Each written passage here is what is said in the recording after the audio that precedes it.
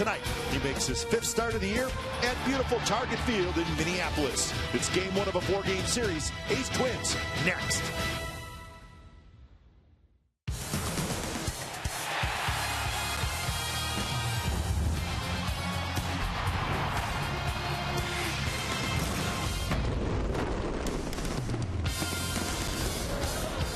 Well, the road trip continues for the A's, and we're at one of our favorite ballparks in the American League, Target Field in downtown Minneapolis. It's the home of Kurt Suzuki. Kurt is the regular catcher for the Minnesota Twins, and tonight, Jesse Hahn will take the mound here in Minnesota. So it's the first of a 4-game series. It's the Oakland A's and the Minnesota Twins coming up on Comcast Sportsnet, California. Hey again, everybody. Welcome to Oakland A's Baseball. Along with Ray Fosse, I'm Glenn Kuiper. 6th start of the year for Jesse Hahn. The blister looks like it's healed. And Ray, he's been a ground ball machine so far this year. Yeah, you think about the start against the Kansas City Royals when he had to come out because of the blister. 13 ground ball outs in just 5 1/3 innings. So you do the math there. But he's been outstanding starting pitcher for the Athletics. A great sinker ball pitcher. He struck out 6 in his last start against the Angels. And as he said, if I strike out batters, that means my sinker is not working. He struck out 6. It only struck out 5 in the previous start. So you look at what Jesse Hahn can do. Keep the ball on the ground, keeps the infielders busy, and most importantly, not too many home runs. A's have a hot hitter. It's Josh Reddick. And anytime you share an award with Jose Altuve, that's okay. That means you're doing pretty good. Well, we've had a chance to watch Josh Reddick swing the bat as well as anybody. Even his own manager said it. You look back to Saturday night, got a 3-2 curveball. He said, I knew I was not going to get a fastball. He did not. He got a curveball from Tollefson, a 3-run home run. Did it yesterday afternoon against Mendez, a 2-run home run to right center field on a fastball. He's swinging the bat as well as anybody. Again, the important thing for him, he's using the whole field. There was a right field and a right center, but he's hitting the ball to the opposite field as well. And as a result, the shift is not being used as much by the opposition. All right, so Jesse Hahn is going to pitch for the A's. Phil Hughes, the veteran right-hander, is going to pitch for the Minnesota Twins. Hughes looking for his first win of the year. When we come back, we'll head inside the A's pregame live studios for a sports update, and then back to Minneapolis for the ball game.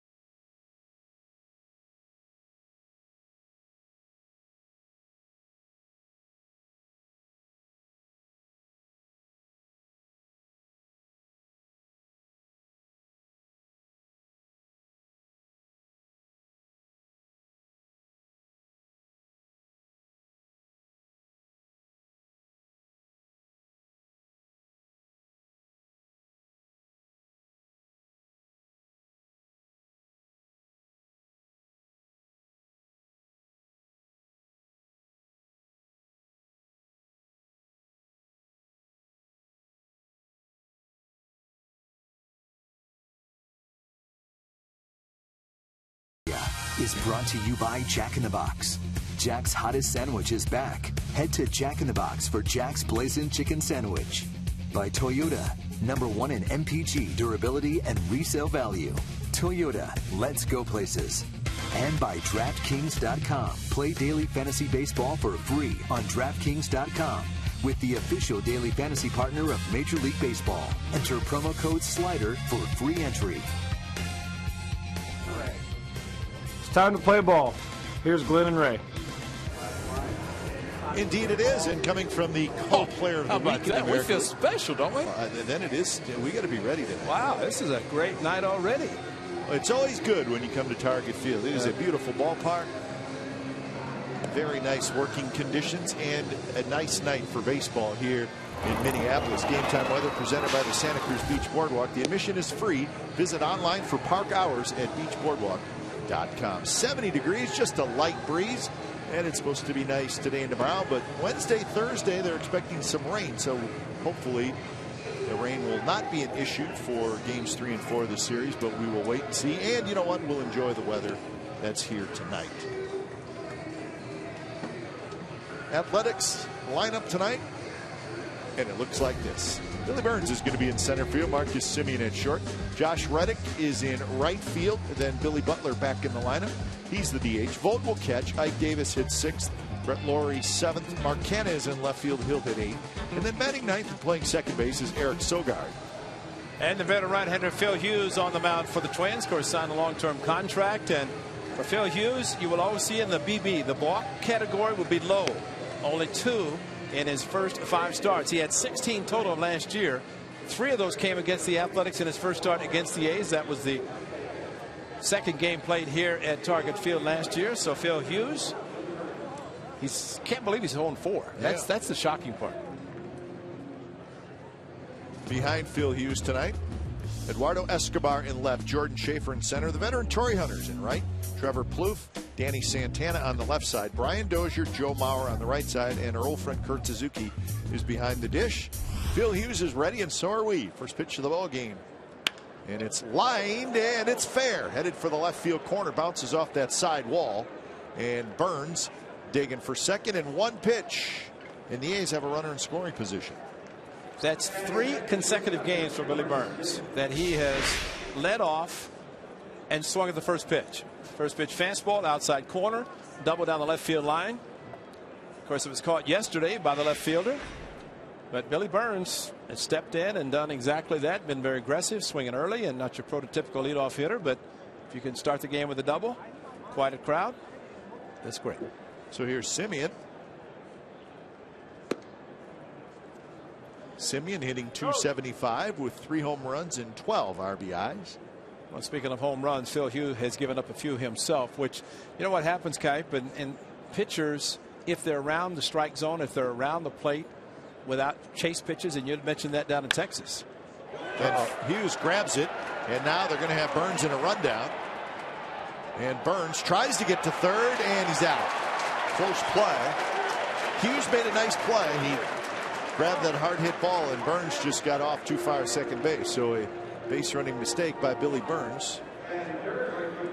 Well, you see that often. That's why a good pitcher will field his own position, and that's what Phil Hughes did. Quick throw to the shortstop, and then the rundown. And Billy Burns went around or tried to go around the tag. Get no chance for Semien to get to second to at least have a runner in scoring position. So definitely a good break for Phil Hughes and the Twins. So now a runner at first, 1 out, and here's Reddick, player of the week in the American League. So congratulations to Josh Reddick, co-player of the week. He and Jose Altuve.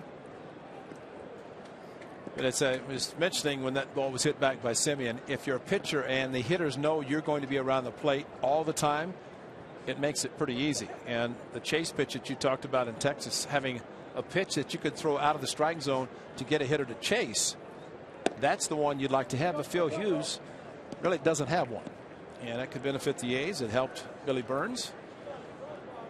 Unfortunately, he was erased out of scoring position. So 2-0 the count with Billy Butler waiting in the on deck circle.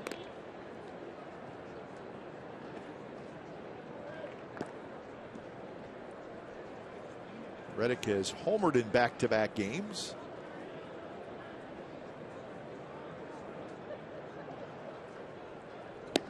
Fastball right in there for a strike. So the numbers for the week that got Reddick the award: 11 hits in 23 at-bats, 12 RBIs, 8 runs scored. Look at the OPS. So a terrific stretch for Reddick, and his batting average all the way up to 391. He got 20 RBIs. I think this is the best I've seen him swing since he's been with the Athletic. And obviously the numbers show that, but my point is a fair amount of his hits are going to center field and even to left field. There's, how about that? No shift for him. And that says it all, just what you said about how he's using the whole field, that the infielders are playing pretty much straight up. And I would say, Ray, when he hit the 32 home runs in 2012, he was pretty much a pull hitter. Always. And he'd get so frustrated hitting in the shift. And he has tried for the last couple of springs, and this year it's really proven to be very beneficial to him to use the whole field. And as a result, he could get some hits now between first and second. 3-1 pitch off the plate, and it's a walk. So 2 on, 1 out. And that's when you're going great, because you can take a pitch that's running away, and this is a pitch that hitters on 3-1 will say, I'm going to load up and swing, watch the ball tail away. Suzuki catches it out of the strike zone, the two-seamer running away, and Josh Reddick took it, and he's continued in this early May just like he finished April. So it does not walk a lot of guys. In fact, as Ray said, hardly ever. That's just his 3rd walk this year for Phil Hughes. That covers 32 innings. A lot of movement on his two-seam fastball, and as long as the hitters are patient until Kurt Suzuki starts to set up in the middle of the plate. And I say that because there's a lot of movement taking the pitches out of the strike zone so far.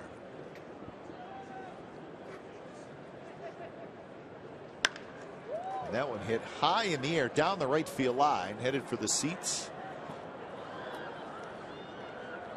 So the count 1-1. Phil Hughes in his 8th year in the big leagues. 72-64 is his career record. He was a first-round draft pick of the Yankees back in 2004.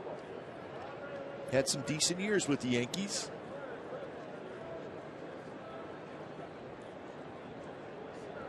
Except for 2011. Hit hard under the glove of the shortstop Santana into left field for a base hit. If he fields it, it's probably a double play. Well, Marcus Semien stopped. I don't know if he thought the ball was on a line drive. There's runners at first and second, so ball on the ground. And he's got his hands up over his head. I think he just realized what he did, because that was a ground ball from the beginning. And he acted as if there was a runner just here at second base. So unless he initially saw it in the air, because see, him going back to second base, I don't know that he would have scored anyway because it was hit hard. But first and second, ball on the ground, you have to go. And again, he's almost looking as if he wanted to make sure the ball went through. And then when he put his hands up on his head, he said, oops, I think I just realized what I did. So Stephen Vogt with a chance with the bases loaded and 1 out. Vogt 356. 6 home runs, 20 RBIs. That batting average, 5th best in the American League. Vogt has 26 hits on the year. And that one's hit high and deep to right field. Torrey Hunter turns around, and that baby's gone. It's a first-inning grand slam for Stephen Vogt.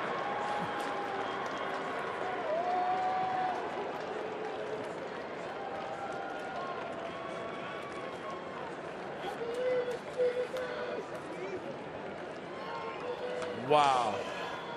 He's had two home run games. He's had three run home runs. And how about his first career grand slam? And how about staying hot, Stephen Vogt? Unbelievable. I mean, Reddick gave him a chest bump saying, I think maybe you could have been the co-player of the week as well. I mean, he's been as hot as anybody. He's getting a jump on this week. Oh, goodness. So a first inning grand slam. The A's lead 4-0. Wow. 24 RBIs now for Stephen Vogt.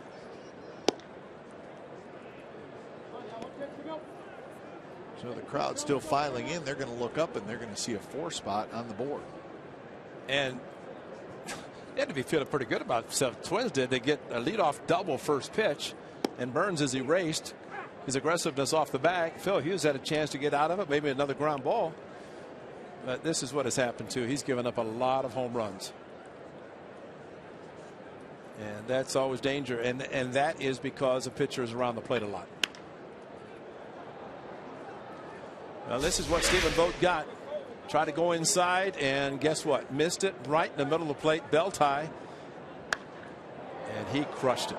And this is a park that usually does not allow too many home runs, as we saw when it first opened. It has changed, but that ball clearly, as Torrey Hunter was hoping, play it off the wall.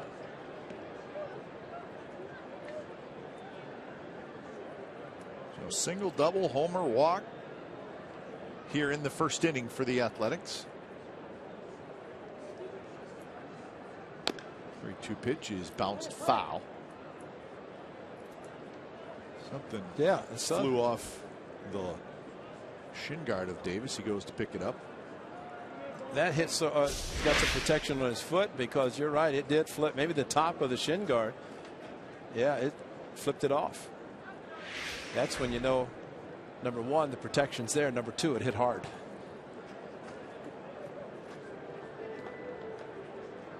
Hitters do that to avoid having a sinker ball pitcher and you foul the ball down off your foot or on your shin. Some players say they don't like to wear it, even though it can protect them against a sinker ball pitcher. But why not? Because it hurts. It's that simple. Yeah. And there's a base hit the other way. Hit number 4 here in the first inning off Phil Hughes. At any rate, we've seen Phil Hughes in his career against the Athletics. We've seen him be completely dominant. Yeah. And then we've seen him just get completely knocked around by the A's. Well, that was a cut fastball, and probably the cutter that Stephen Vogt, at least they tried to go in with the cutter, but stayed in the middle of the plate. And of course, every time Phil Hughes pitches, we have to reference his 2011 game against the Yankees, or when he pitched for the Yankees against the A's. As Paul Molitor, his first year managing, 4 in a row, of course, coming into tonight's game. First year manager for Molly, and of course Ron Gardenhire, his previous manager, and before that Tom Kelly. So since 1986, only the 3rd manager for the Minnesota Twins. But Phil Hughes in 2011, those 2 starts, Yankee Stadium, total of 7 innings. He gave up 16 runs. His club scored him 39 total, no decision. But you're right, Laurie. he's had some dominant starts. And that one's belted to center. Schaefer going back, still going back, and Schaefer can't get it. It's over his head. Davis missed second base. Oh, no. He turns around to re-tag it. Now he's going to try for third. He'll make it. Laurie got halfway between first and second, then turned around, went back to first, and he ends up at second. Did you get all that? Could you repeat it? No. Is that a single to half a double? Well, Davis, he wasn't sure if he had touched second base. I know. So he went back to make sure he did touch it. Well, Brett Laurie showing his strength with a first pitch fastball over Schaefer's head. And Ike Davis actually just did off his glove, almost caught it. That's why Davis, he stepped on the bag. Then, as what he did, he retraced his steps going back to first. In the meantime, threw up his hands like, what am I doing? And Brett Laurie, he's going to second, then has to go back to first, and then has to go back to and that's a ball that was almost a home run. So it goes as a double. Still only 1 out in the inning. The A's are just tattooing balls all over the place. I mean, that ball was smoked. It was. So Canha, the hitter, 8th man to bat in the inning. Slider away, 2-0, infield in.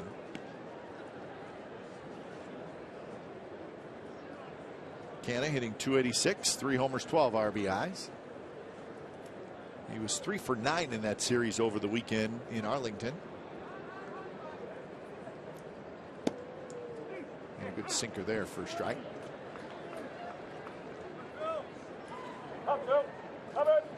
2-1 is the count.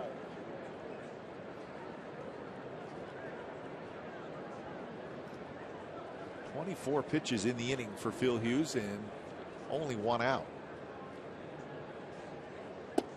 And now it's 3-1. So frustrating for a catcher. Kurt Suzuki, we know, who's a student of the game. He studies, and of course he'll know the A's hitters, he'll know the pitching staff, he knows his own pitching staff, and you're just back there and trying to do anything and everything you can to get your pitcher in a good groove. I think at some point you just got to make sure you throw a strike, right? Exactly, and this is a point too that for Mark Canha, with the infield in, you have to make sure you get a run in. I think what Paul Molitor said yesterday's game against the White Sox when they scored, what, 13 runs, he said you have to get greedy. You can't really, in baseball there's no such thing as running up a score. You don't run in certain situations, but you can never take a bat out of a hitter's hand, and that's why you just keep trying to score. Hughes waits, checks the runner, throws to first. Canha's retired. So Mark Canha had second and third one out, can't get a run home, and that'll leave it up to Sogard here in the first inning. If you're just joining us, As just got home, those four people below us are. They just came from the concession, sat down. How you guys doing? Down 4-0. At least it's not a fight that you show up in the ringside seats in the first 30 seconds and it's over. So it was a Stephen Vogt grand slam that gave the A's those 4 runs. Slider in for a strike from Hughes.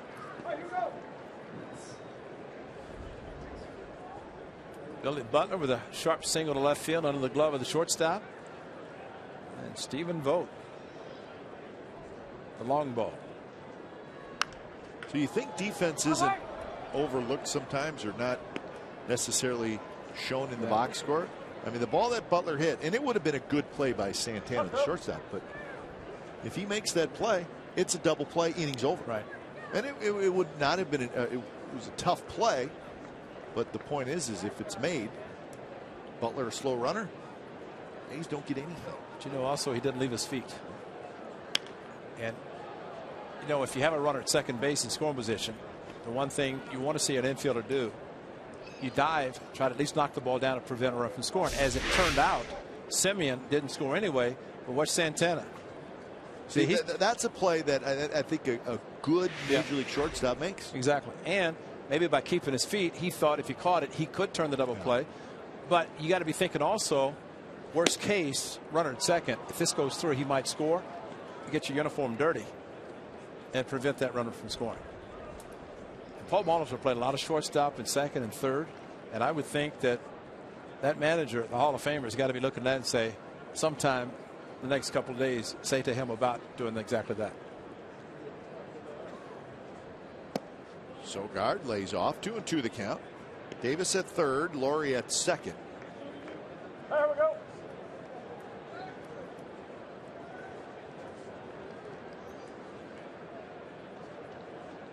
So Sogard trying to pick up a couple more runs.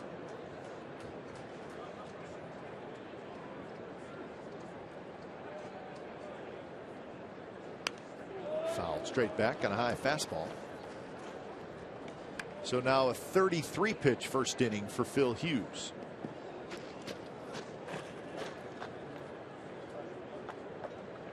$15 balls, 18 strikes, so not a great ratio.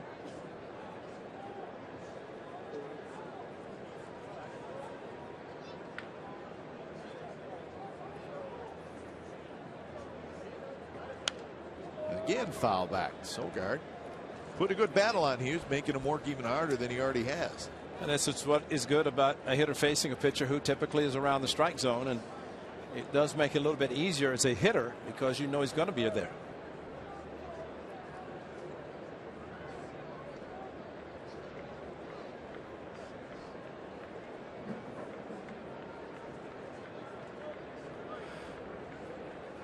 And now the pitcher and catcher will get together.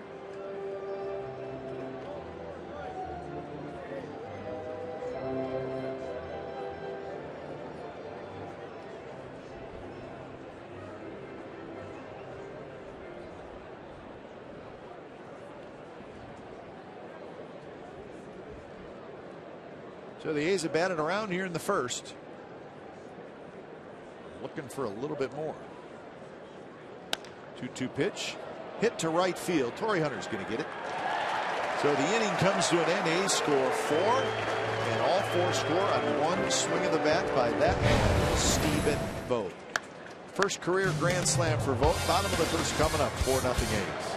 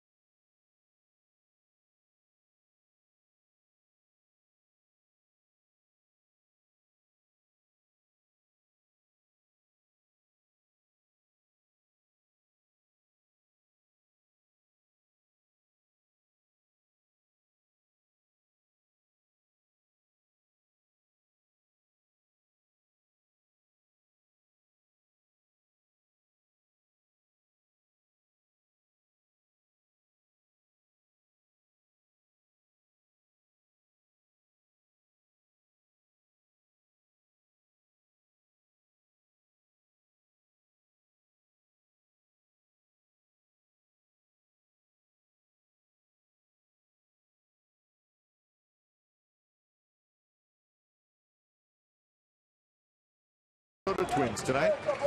And here it is. Brian Dozier will lead off. Then Torrey Hunter, Joe Mauer, Trevor Plouffe, Kurt Suzuki, Kenny Vargas, Eduardo Escobar, Jordan Schaefer, Danny Santana.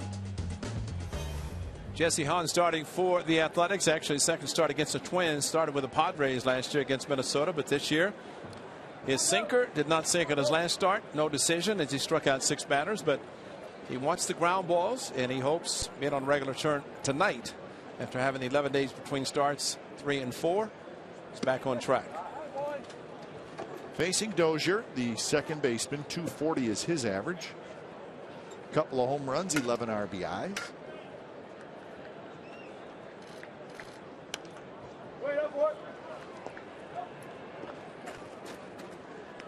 Twins like Dozier enough that they gave him a contract extension this past offseason, a 4-year, $20 million deal. So that's a nice commitment. Yep.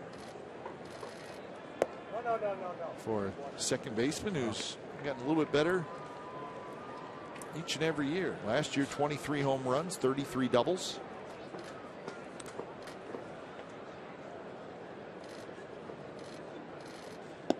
May not be a prototypical leadoff hitter, but the Twins don't really have a leadoff hitter, so they've tried different people there.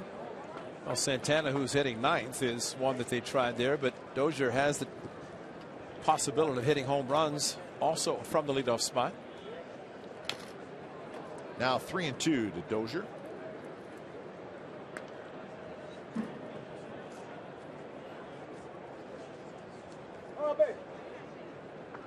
Torrey Hunter to follow, and then Joe Mauer here in the bottom of the first.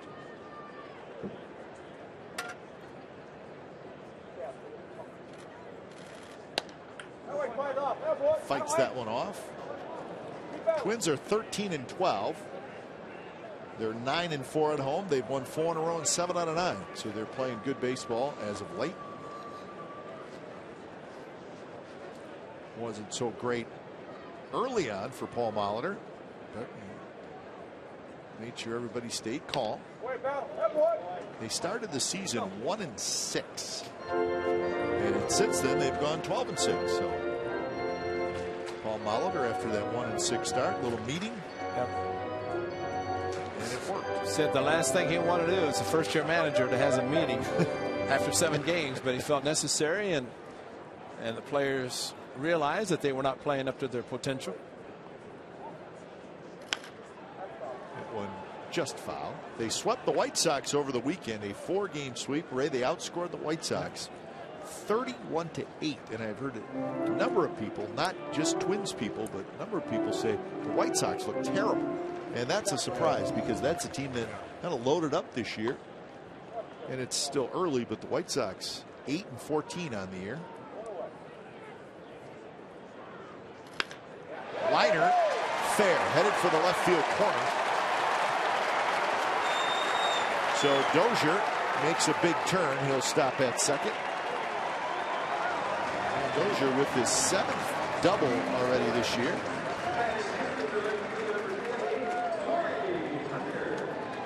Take a quick look at the A's defense for tonight. You saw Canna tracking that ball down in left field. Burns is in center, Reddick in right. Then Laurie, Simeon, Sogard, and Davis with Stephen Vogt as your catcher.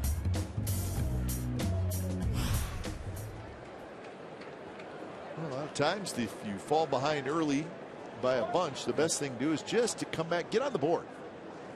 That's what the Twins are trying to do here. And this hitter won't wait around. We know that with Torrey Hunter.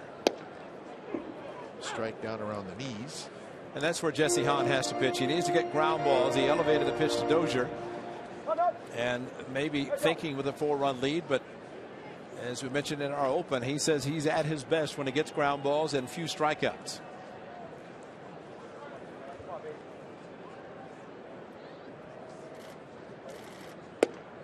Good pitch there, right on the inside corner.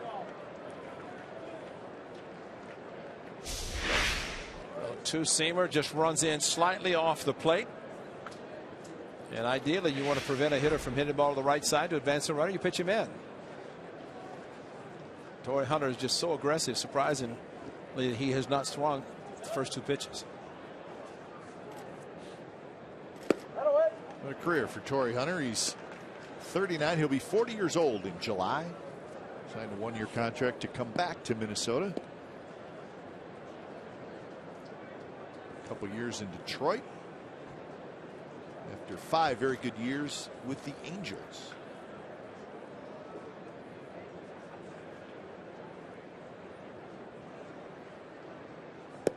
Two pitch outside. So 2-2 the count.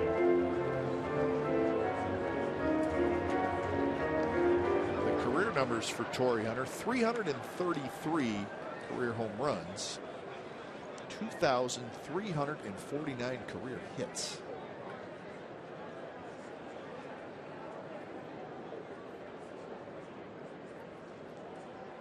Waits on the 2-2, rolls at 5. So where do those numbers rank among active players? Well, home runs 10th, games 3rd, hits 5th.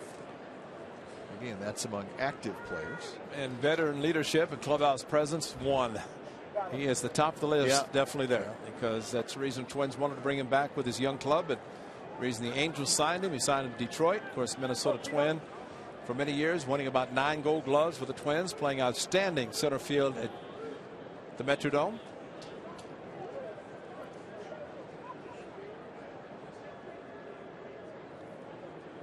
And he had 2 good years with the Tigers, Ray. Listen to these numbers: 304, 17 homers, 84 RBIs, and 37 doubles. And then last year, 286, 17 homers, 83 RBIs, 33 doubles. So almost identical numbers.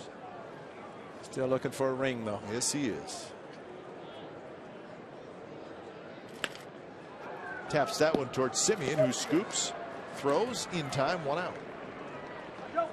Dozier has to stay at second base. Oh, it's a good sequence of pitches against the very tough Torrey Hunter, who, remember, he moved to the 2nd spot in the batting order with the Angels. And when that happened, he was one of the best hitters in the number 2 spot, because he normally would get the ball to the right side and advance the runner. He was trying there, but a good slider from Jesse Hahn that was able to prevent that from happening. There's your 63% fastball, curveballs at 23%, occasional slider and changeup. So fastball, curveball, but the sinker is his best pitch to induce ground ball outs.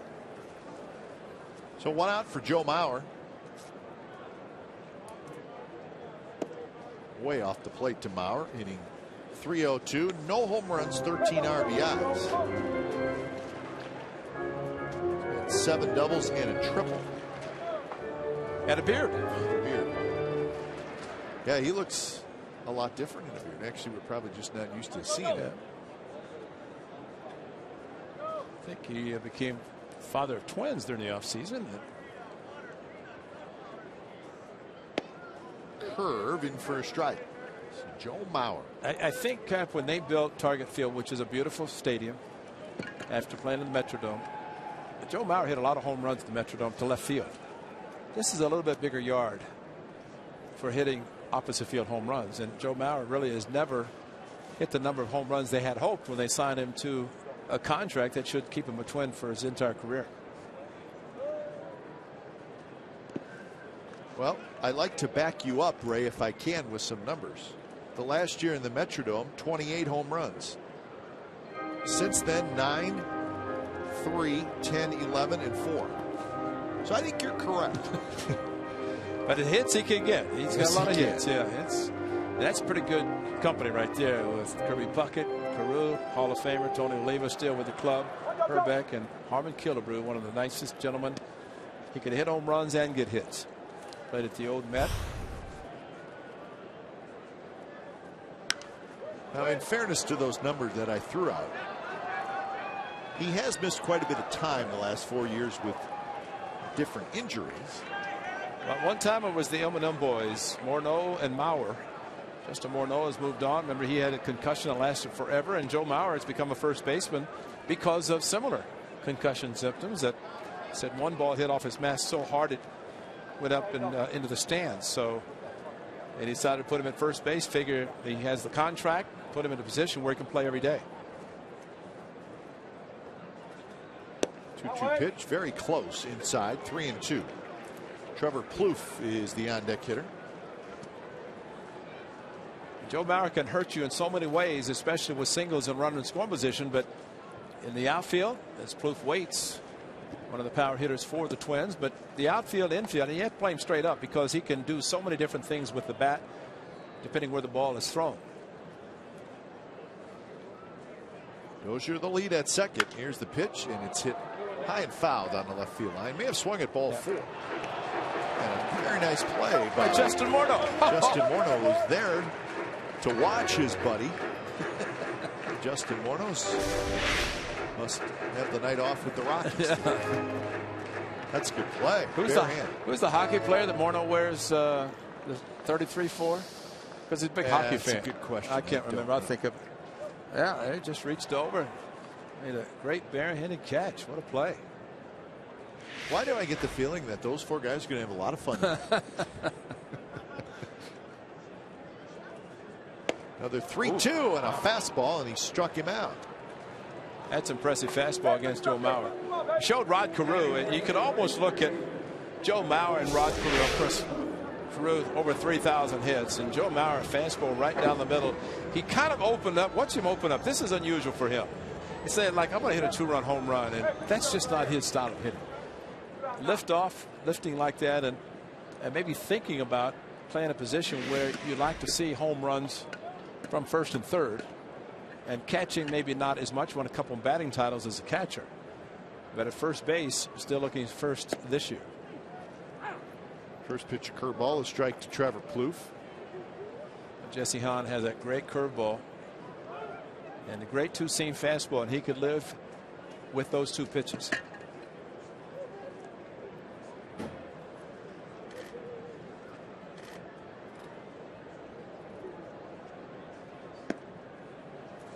So 1-1 the count. But when we come to the Twin Cities and we see our good friend Bert Blyleven, we know that we'll never see a curveball that matches and matched that of Circle Me Bert. And the great Bert Blyleven. You could hear it coming. Right? Oh, you hoped you didn't, because you knew if you did, you're done. It's that good. It'd be great to be an announcer like Bert is. Sits there, watches all these kids pitch, and they're all throwing good curveballs, and he can say, nope, those are good, but mine was better than all of them. That's right. Works alongside the great Dick Bremer. Blyleven. I said, how many games are you doing this year? About 30? And he said, maybe 40. And the Hall of Famer, that changes everything. Right, he lives in Florida. Yeah. Said he's got a nice little condo right downtown here. He walks to the ballpark. And since they're not televising Thursday, guess where he's going to be Thursday night? Probably Florida. Florida. I don't blame him. He's a good man. That's a good curve. Laurie has it. Throws in time. Leadoff double. Does no damage as Jesse Hahn strands him right there. 4-0 A's after 1.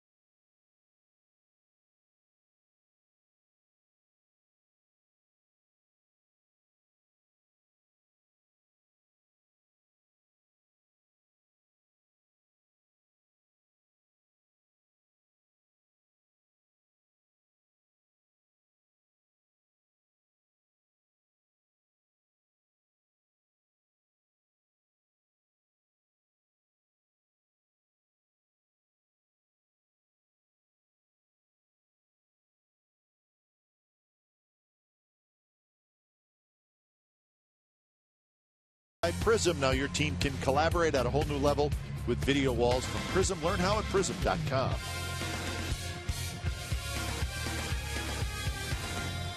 Just outside Target Field. It's a shot just down the right field line.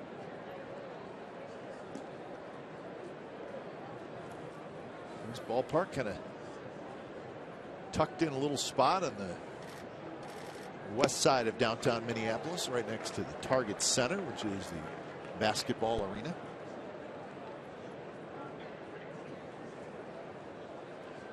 It's a beautiful park. You're right.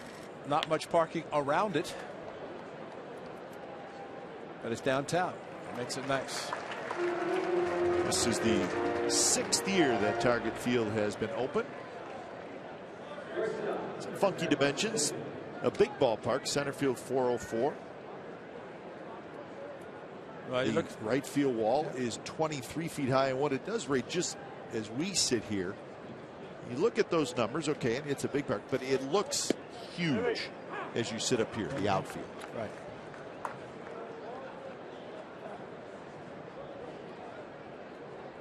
There's a spot in deep left center field where it's 411 out by the bullpens. Center of the diamond, Hughes says, I'm going to get out of the way, and the first baseman Mauer traps it. But you're right, it is, you're gonna get to this ballpark by public transportation. There's not a lot of parking. Like the structure right in right center field, that seats that go up right behind that, you can almost reach out and touch the car that you just parked to come to watch the game. Yeah, the parking structure right behind there. Yeah. But they put as many seats as they could in such a small area. And just across town, their major construction site where the Vikings' new stadium is going up. It's about halfway done. Right on the footprint of the old Metrodome. And they're playing where until it's ready? At University of Minnesota. Right. But that football stadium will be ready in 2016. I think it's going to look just a shade different than the Metrodome. Is it going to be retractable, or is it going to be open air? Is it closed? I think it's closed. Yeah. Well, the weather does get a little cold and snowy here. just as long as it's not a collapsible roof. No, I don't. Like the old I ones. walked over there today and looked at the construction site, and it better not collapse. It is huge. And Reddick takes low. So Reddick with a couple of walks. Now the Metrodome, where the Twins played for such a long time, and the Vikings got blown up. And that's who did it. I don't think Hawk liked it, huh? So they brought in Hawk Harrelson. That's beautiful. Hawk can do it all. You know, I think it's amazing. Hawk's amazing. We know that. Oh, that's great. So Hawk didn't like the Metrodome, and he said, I want to be in charge.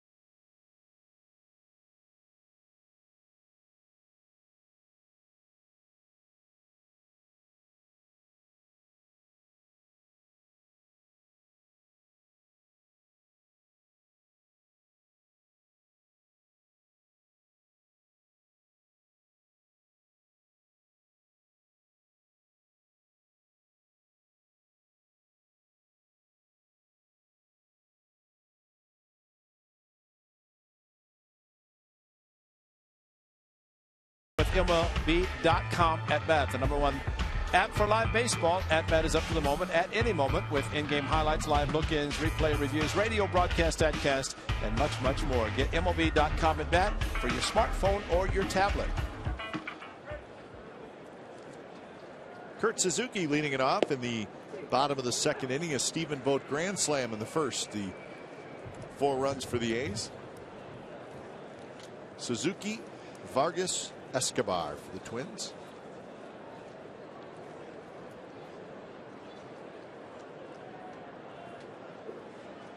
.234 for Kurt. Couple home runs, 10 RBIs.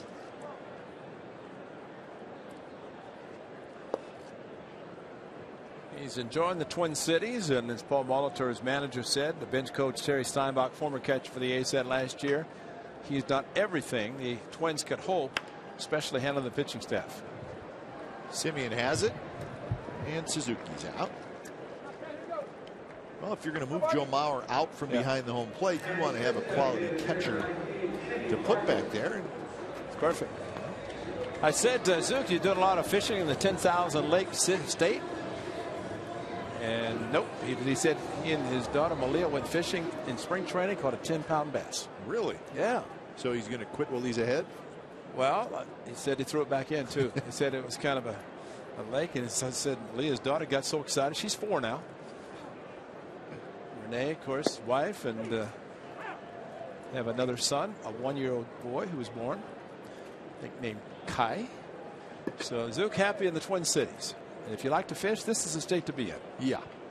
You don't have to drive far to find a lake. Hey, baby, I'll wait. Well, this is the young man who Jesse Hahn faced last year with the Padres, who he might remember. because he's pitching great, and still Vargas came up and took him deep with a 3-run home run. Jesse Hahn down the green and gold and not with the Padres. Sogard goes down to a knee, tries to pick that backhand. But that was a tough play, and Vargas has a hit.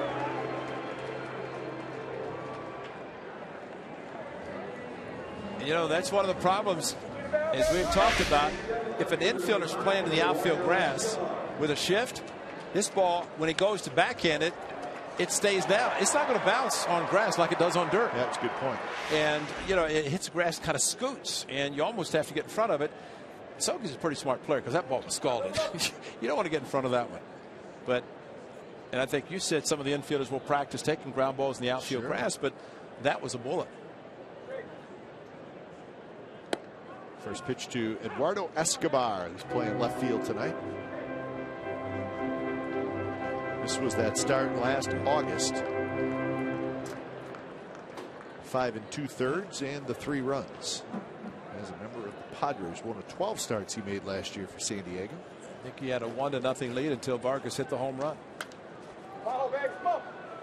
But he's happy to be in the green and gold, still on the West Coast. His family, of course, still in Connecticut, and you will look forward to seeing them when the A's head back east. Bob Melvin was given a lot of credit by the new manager of the Brewers, Craig Counsell, who played for the skipper in Arizona. Counsell named the new manager of the Brewers. First game tonight. Who do they face? The Dodgers and Clayton Kershaw. Yeah, of course. Of course. Ron Renicky dismissed of his duties. I was thinking about that too, Ray. With Brewers really struggling this year. Worst record in the major leagues, actually, at 7-18. But you wonder how much of that goes back to last year as well. The Brewers had a major collapse last year. Brewers, they were in first place last year in their division from April 5th to August 31st. In first place. Yeah. That's the whole year. I think it was 150 days because you look at the days in the full. Yep. It's 162 games, but 180 days, and there's your 150 days in first, and then just total collapse. They finished 9-22. Finished the season and ended up 8 games back. Escobar drops one in. So 2 on and 1 out.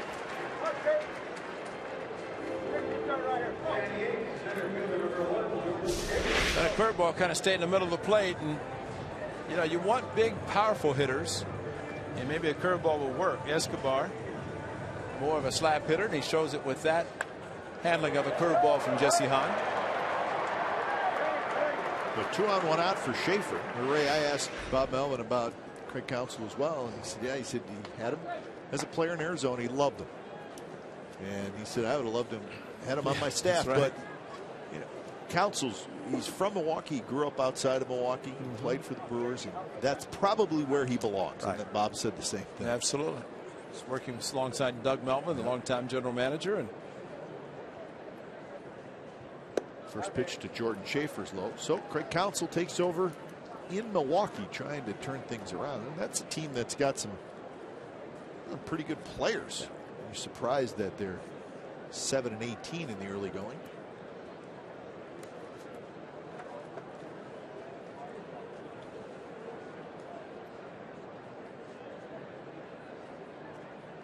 Swing and a miss, and a fastball with movement away from Schaefer. And according to what Doug Melvin said, he actually said it in spring training, but also was talking about extending the contract of Ron Renicky through 16. Yeah. Because he thought really what happened at the end of last season was an aberration that was not going to continue. And once it did, he just felt that change was necessary, and said he just did not want to go in the offseason with a lame duck manager, not knowing if he's going to be back after the 15 season. And so that's why they extended him. And just to make sure everybody knows, Craig Counsell was working in the front office of the Brewers. He was not just picked from another organization. He had been inside that Brewers organization for a handful of years. Dodgers are beating the Brewers tonight 3-0 in the 6th inning behind Clayton Kershaw, who's looking for his 100th career win. 2-1 pitch, foul back. And then they get Zach Greinke tomorrow night. Sure. And wasn't Greinke in the Brewers, and whenever Segura was traded, when the Angels got him. So he goes back home. Pretty good pitcher.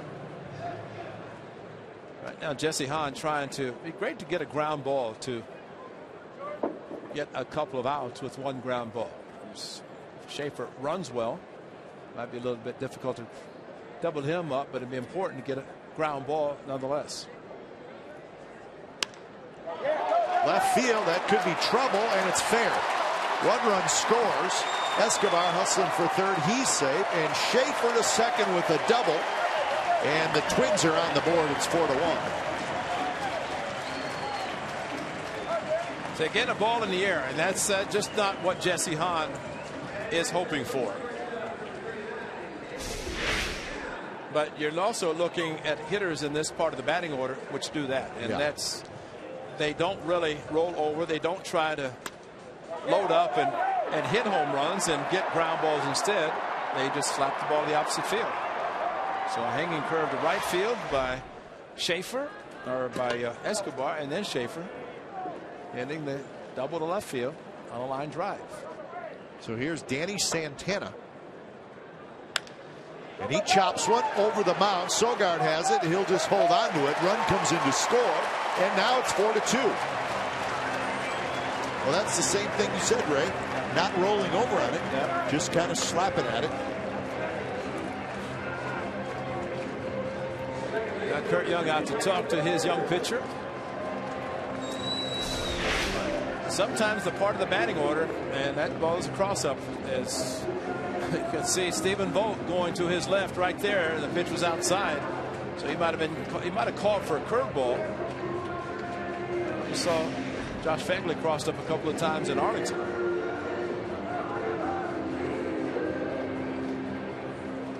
Actually, Eric Sogard, knowing the speed of Santana, knowing that he did not have a chance, did not want to try to make a throw across his body and make a bad throw, knowing that Schaefer was going to third base.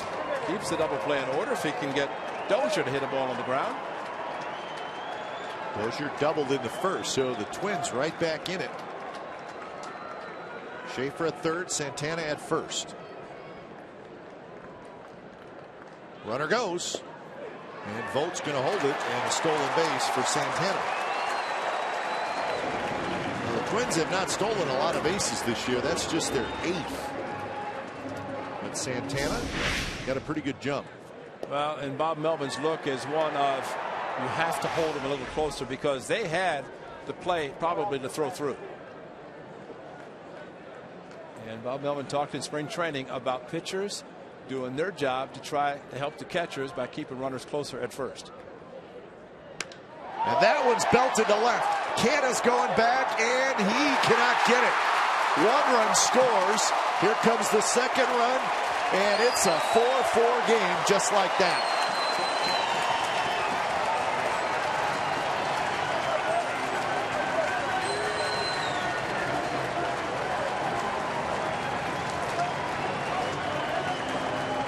True definition of a hanging curveball. All you have to do is watch Dozier. Watch the front foot of Dozier.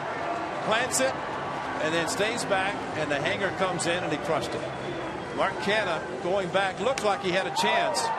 Got a glove on it and just could not hang on. And at that point, 2 runs are going to score.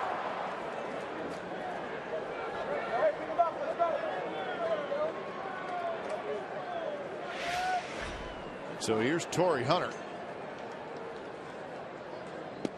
Slider, swing and a miss by Torrey Hunter, who grounded to short.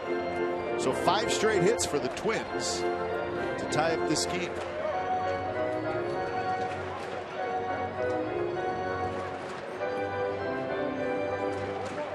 Twins coming into today 9th in the league in total runs scored.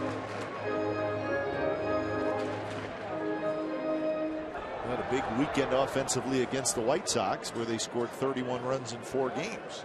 13 runs yesterday.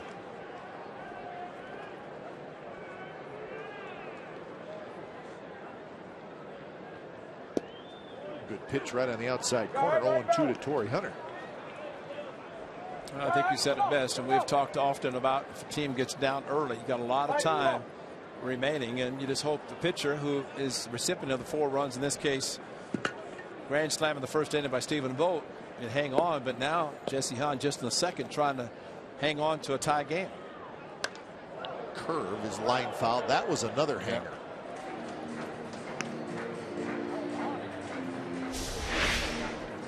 Well, it's a 2-strike hanger. He's probably trying to bounce it, and fortunately that ball was fouled. So 48 pitches for Hahn. 1 out in the second inning.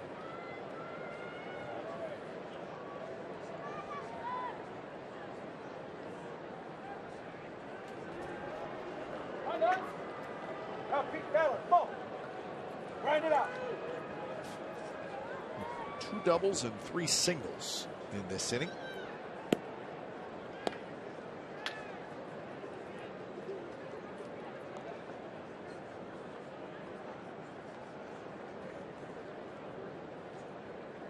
Two pitches, a fastball in on the hands of Torii Hunter.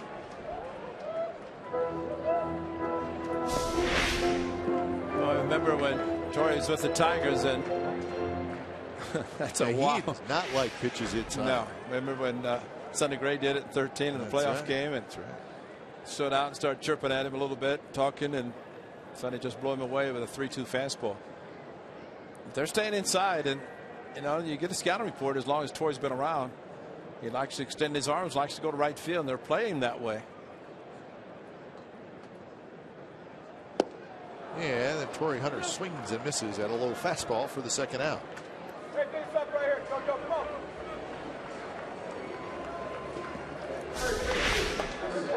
on. Just a fastball similar to the one he threw to Joe Mauer, who steps in now with the runner at second, although this one out of the strike zone.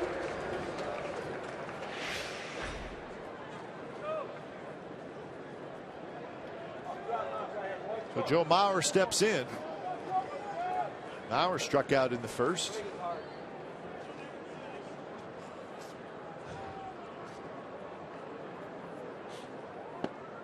First pitch is low. There is a first base is open, so I guess Hahn, if he wanted to, he could pitch carefully to Mauer with the right-handed hitting Plouffe in the on deck. So Plouffe's been a hot hitter lately. Made a grand slam yesterday off Danks.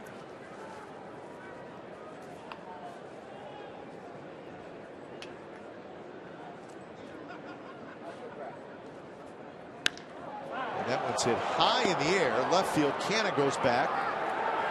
And he's got it side retired. So a 4 spot for the Twins. So we're headed to the third inning here in Minneapolis. It's a 4-4 game.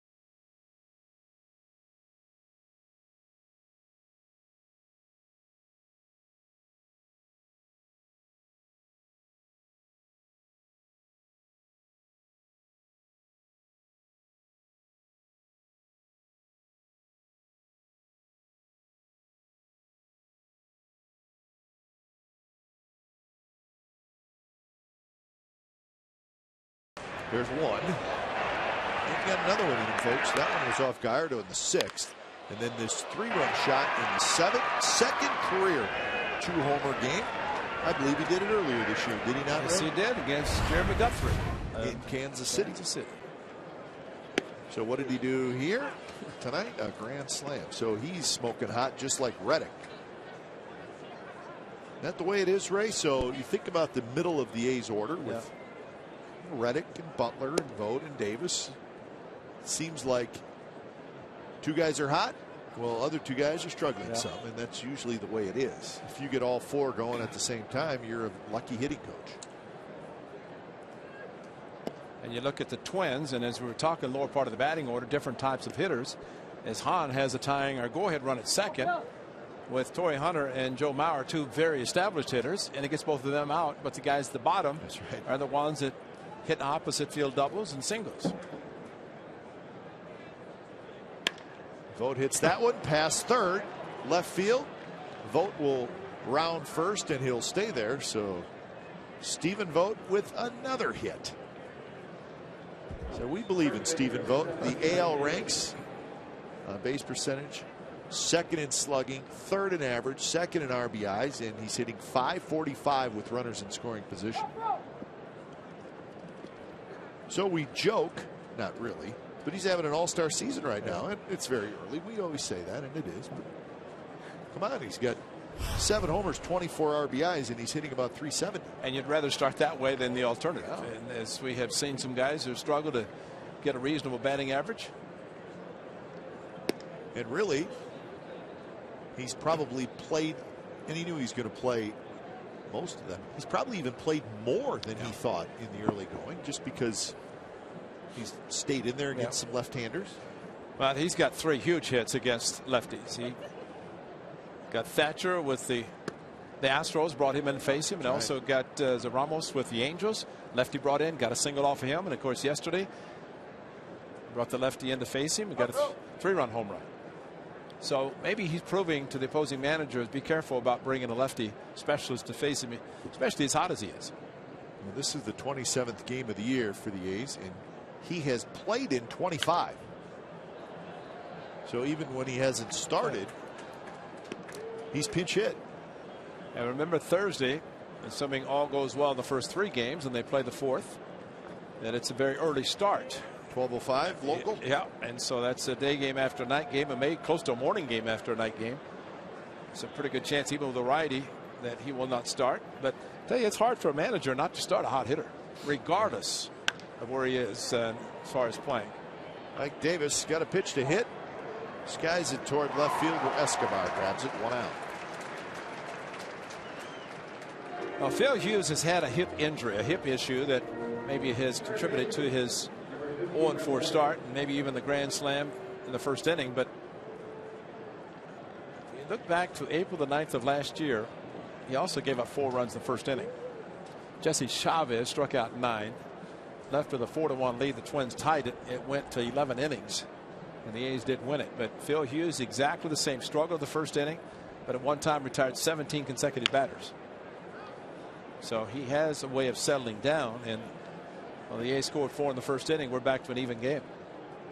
Now, the Twins did something very interesting with Phil Hughes, and you just don't see this very often. Remember, before the 2013 season, should be before the 2014 season, signed as a free agent, 3 years, $24 million deal. And then last year, he has a great year. I mean, he really pitched well, over 200 innings, won 16 games. So after the first year of that 3-year contract, he and the Twins got together and said, let's do an extension.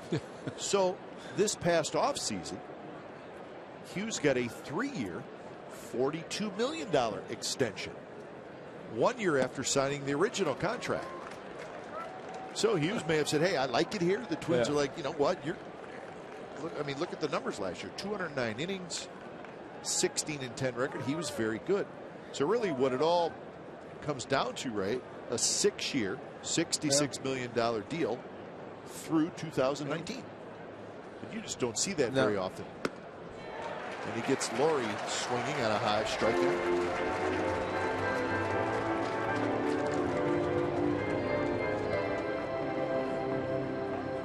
Now this is Phil Hughes against the Athletics, and August the 10th of last year, and he was a little bit better than what he was on April the 9th.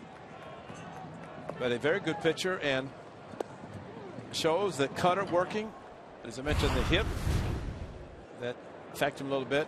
He threw out an important number, the 209 innings. He got a bonus of $500,000 at 190. He was 1 inning away from 210, which would have kicked in another $500,000, and he basically declined. Came out of a game instead of allowing the bullpen. So I mean, he did all the right things, and what happened? They extended him anyway. So it proves that sometimes if you decide money is not that big of an issue, you end up getting more anyway, and that's what happened to him.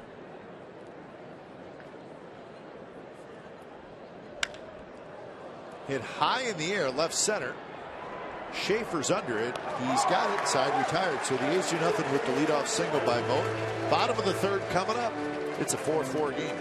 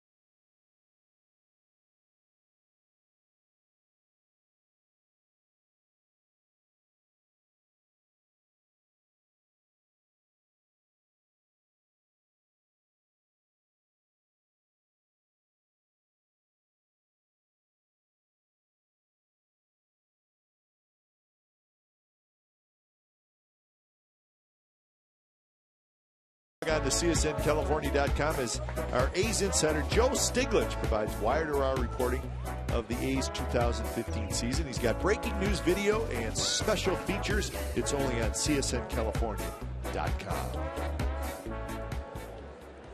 4-4 A's Twins, bottom of the third. Trevor Plouffe to lead it off, followed by Suzuki and Vargas. Jesse Hahn had to work extra hard in that second inning. 4 runs on 5 hits for the Twins to come back and tie it.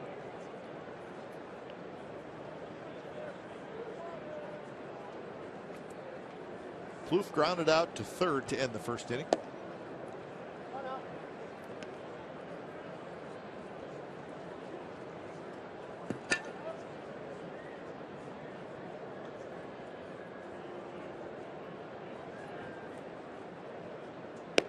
Missed again, 2-1.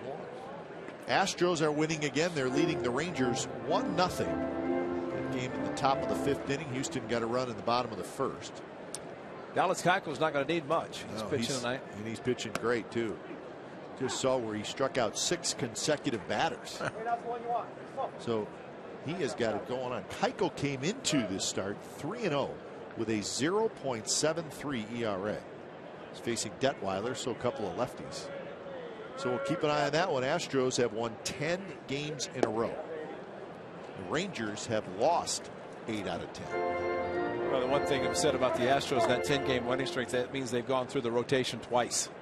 And when that happens, that means everybody's pitching well and the club is playing well. Sogard Dives, tips off his glove into shallow right. Plouffe has a leadoff single. Let's get back to Paul Molitor. He's our true story for tonight, brought to you by McDonald's. They called him Molly, or even better, the Igniter. 21 years in the major leagues, his last 3 with the Twins, 7-time All-Star, World Series MVP in '93.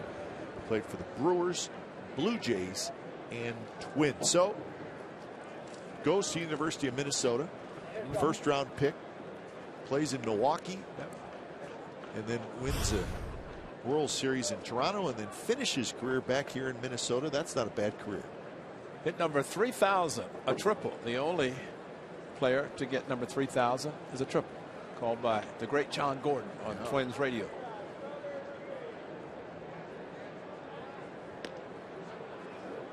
But I remember as a kid watching the Brewers in Wisconsin when he came up, and he spent very little time in the minor leagues. And thank you, because you're saying that because you know I was his teammate that time that you were a kid watching. You were just a young kid then. But you were more of a young kid if you said that. But he was like something special, and Robin Yount just said, I'm tired of baseball. 78. Yep. It's amazing. And then he changed his mind, obviously, but Robin Yount was a terrific shortstop. So they said, well, you know what, Paul Molitor, forget the minor leagues. Let's go. You're going to be our shortstop. And then Robin came back, so Paulie went to second and third. But the thing that allowed the Brewers to see that when the season started in '78, when Molitor was there, I think he went something like 10 for 10 to start the season. And it said, we can't send this guy out. But he had Robin Yount may have seen that too. Well, I mean, I think that, Robin Yount came up wearing the number 19 at age 19. Yeah. And it's one of those things that it just everything. He was such a great player. Both of them Hall of Famers. And of course, it was great to watch and great to see him to go to the World Series. Unfortunately, lose to the Cardinals. Yeah, that was the heyday of the Brewers, was 1982. Harvey's Wallbangers. But Molitor played 64 games in single A in 1977. Yeah. And then in '78, full year in the big leagues. What a career.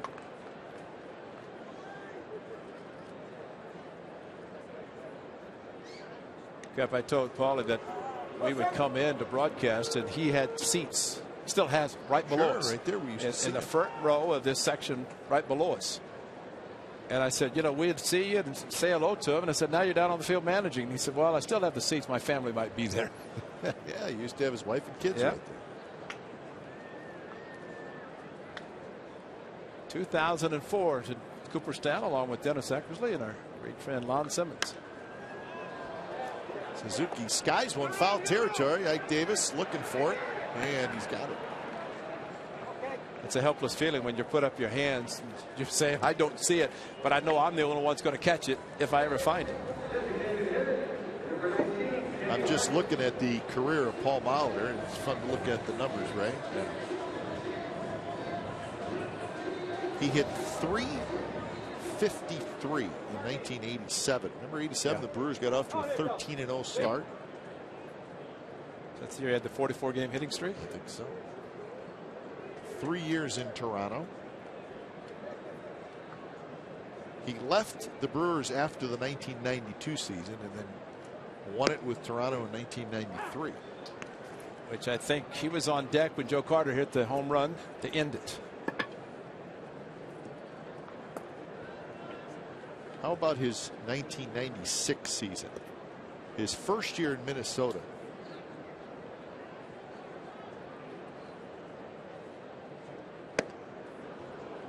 Ray, he hits .341, 225 hits, 9 homers, 113 RBIs. So he drove in 100 runs with less than 10 home runs.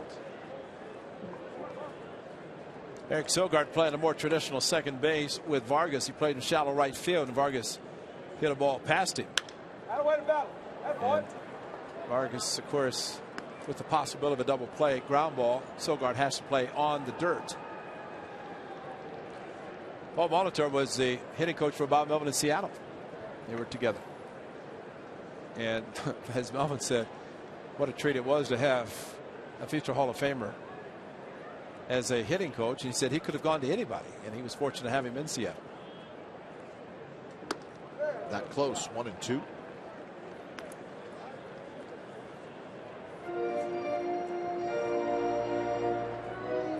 I think it's going to be a bullpen game for both Bob Melvin giving the signs and Paul Molitor looking on as Twins down 4-0 in the first, and all of a sudden third inning, a lot of pitches. Look at the number 65, number 66 coming up for Jesse Hahn.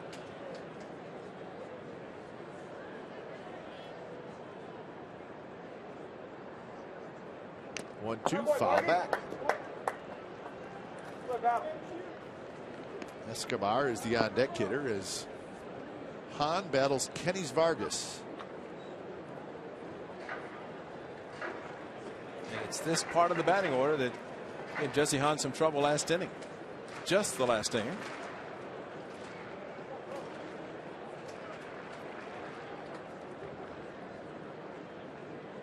Plouffe the runner at first. Very close pitch. Well, no reaction from Stephen Vogt, but if you look at this pitch, and our cameras are pretty much straight on here, Target Field. And actually below the belt, looked like it had the corner, but Stephen Vogt, when he caught it, evidently didn't think it was close enough to mention something to Tim Timmons. Setting up outside.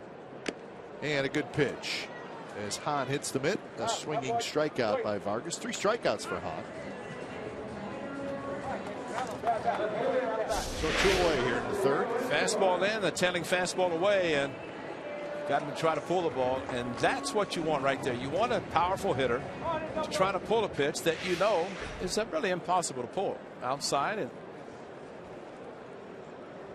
these bottom 3 guys will take that same pitch to the opposite field, and that's what makes it a little bit more difficult. And maybe second time through, Stephen Vogt sets up a little bit differently. Escobar fouls it back, second level. Bounces down into the first level.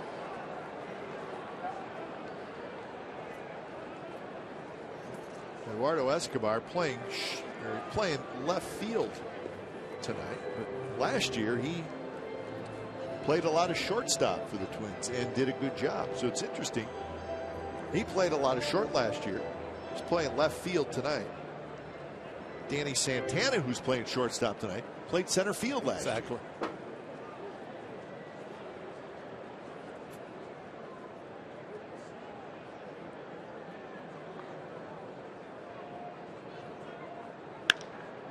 Hit in the air. Canna goes back, still going back. Spins around, warning track. He's got inside, retired. Hitting a runner left. 4th inning coming up. It'll be Sogard, Burns, and Simeon. We're tied at 4.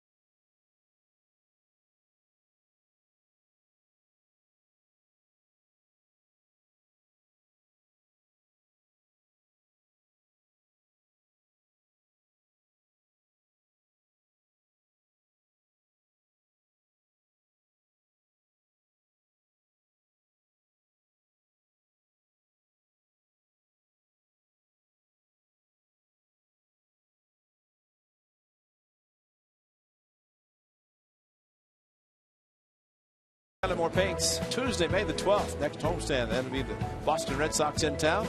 15,000 fans will walk away with his green and gold fleece blanket that pays homage to Sean Doolittle's signature pose. Get tickets now at athletics.com/tickets. Doctor's on the trip. Getting ready to go. Yep. Getting close. Sogard, Burns, and Simeon here in the top of the fourth inning for the A's against Phil Hughes.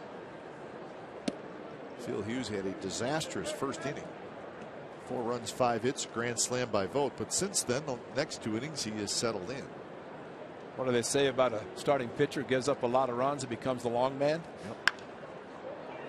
Driven toward right center.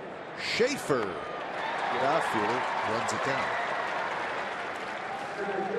You get the speed, you hit the ball where the ball hangs up in the air. We saw Leonis Martin in Texas over the weekend, covering a lot of ground in center field in Arlington. And like you said, this is a very, very large outfield here. So you get the speed, can disappoint a lot of hitters, but make a lot of pitchers happy.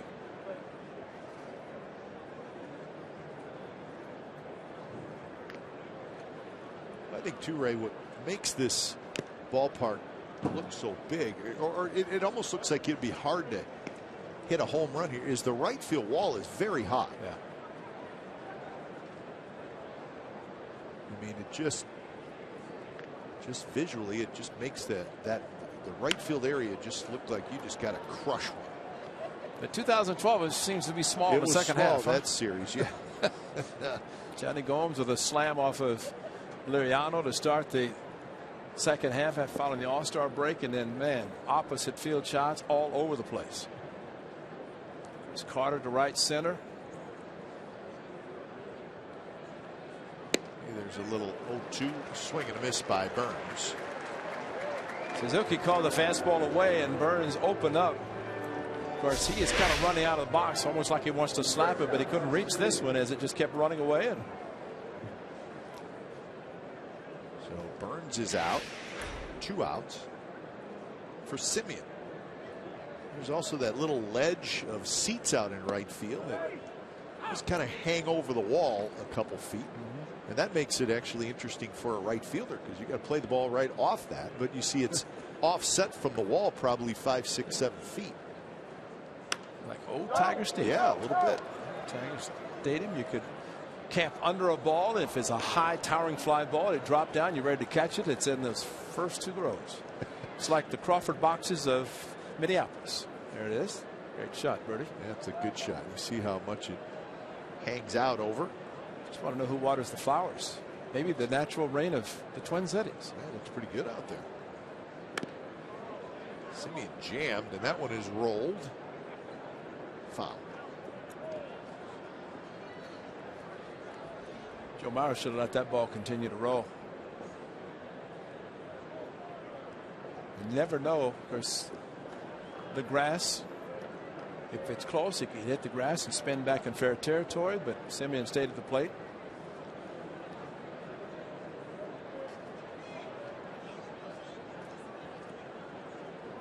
Fastball inside.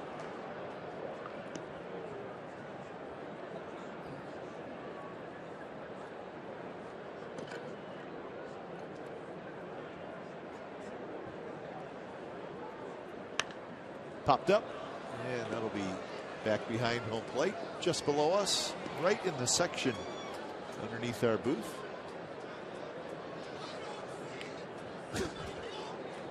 Check that out, Ray. Corn dogs, walleye, pork chop on a stick. So really, you can have your choice of surf and turf, or however you really want to go about it. So if you're standing here going, corn dog, walleye, I'm going to go with a pork chop on a stick. That's the Midwest right there, isn't it? Just missed. Hughes was thinking about heading back to the dugout. Tim Timmons thought it was inside. I guess that grunt by Tim Timmons was no. Because usually umpire makes a sound when it's a strike, but I think it was a shade inside. Yeah, it must have been. A shot to center, and that's a base hit. So Simeon gets his first hit, and that's hit number 7 for the Athletics. So maybe you get a call that goes your way and you're able to hit a bullet back up the middle. This time Suzuki more outside, and there's the fastball right in the middle, and ducking is Phil Hughes with a solid single by Semien. See if he tries to run. I think 2 outs, and he's looking at this game all of a sudden back to tie, and maybe the speed of Semien and Hughes a little bit slow delivering. Semien 4 for 4 this year in steal attempts. Reddick, good swing, fouls it back. A's as a team are 14 for 17 in stolen bases. It's a good percentage and a decent amount, 14. Especially after really not, I don't think they stole any in their first 8 games. Right. Again, foul back. 2 pretty good pitches to hit by Reddick, and if there's any thought of Semien running, and maybe that was the case of Hughes throwing nothing but fastballs. First 2 pitches to Reddick, and well, these are 2 hittable pitches, just foul on the back, or at least making contact, not putting them in play.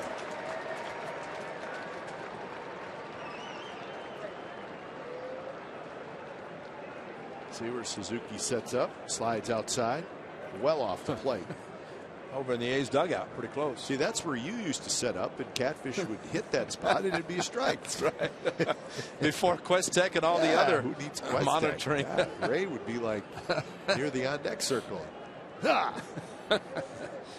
Umpires love Catfish. And Blue Moon, of course. We can't forget Blue Moon. No, of course not. So Hughes, a close pitch. That's about as close as he could come to throwing a pitch off the plate. Yeah. I mean, he's that close to being around the plate, and actually umpires should be appreciative of that. Hit hard, but right at Dozier. Side retired. Semien stranded after the base hit. Bottom of the 4th coming up. It'll be Schaefer, Santana, and Dozier are tied at 4.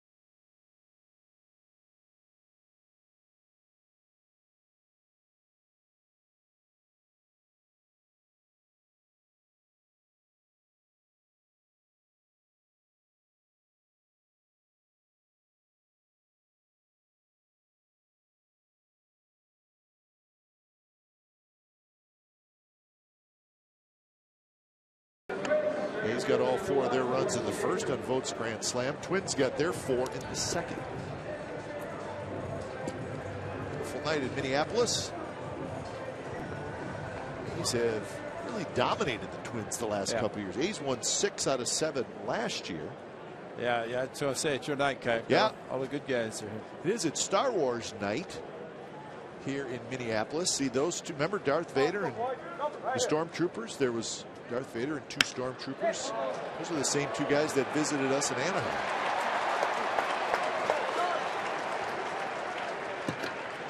So Schaefer drops a signal in.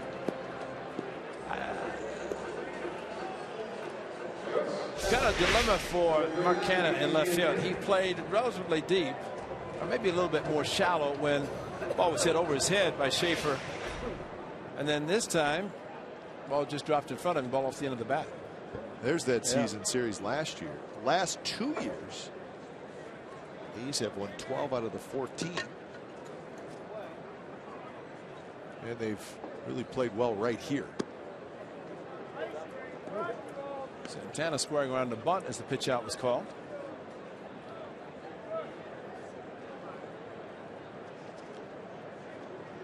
So 8 hits now for the Twins after the Schaefer base hit. Santana singled in a run and scored in the second inning. He also had a stolen base. Lowry creeping in. Santana's waggling the bat. He wants to bunt. He's going to probably bunt again, or has the speed. So if he bunts, and Brett Lowry anticipating that, playing up in front of the bag, be prepared because he can fly.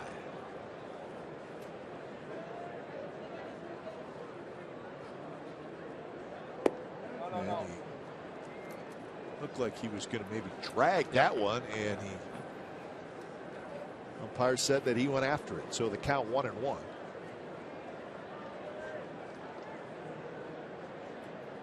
Is that Gene Glenn? Gene Glenn. Yeah. Paul Molitor, the manager, to Gene Glenn, the third base coach. Nice man. Very nice man.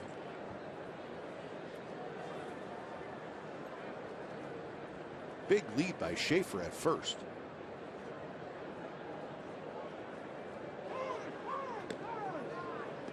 I think the hitter Somebody called time. called time. But Schaefer's got a huge lead at first, so. Yeah, he's saying, Paul, to give it to me again, or he's really in the sign. Usually when you rub across the Twins in this case, that's start all over, kind of wiping off everything, so maybe they change the sign. Paul Molitor is a running type manager, so just see what he does instead of the bunt. Yep. He's not bunting that time. The pitch is outside, so 2-1 the count. Which would lead you to believe that maybe Santana was trying to drag the ball on Yep. his own and not necessarily trying to sacrifice.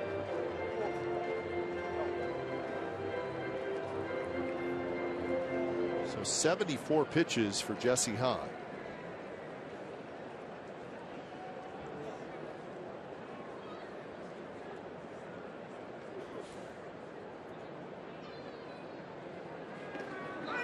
That was close. Schaefer almost looked like he had just a little lean going. Yeah, see, Ike Davis trying to shake his left hand, indicated that maybe.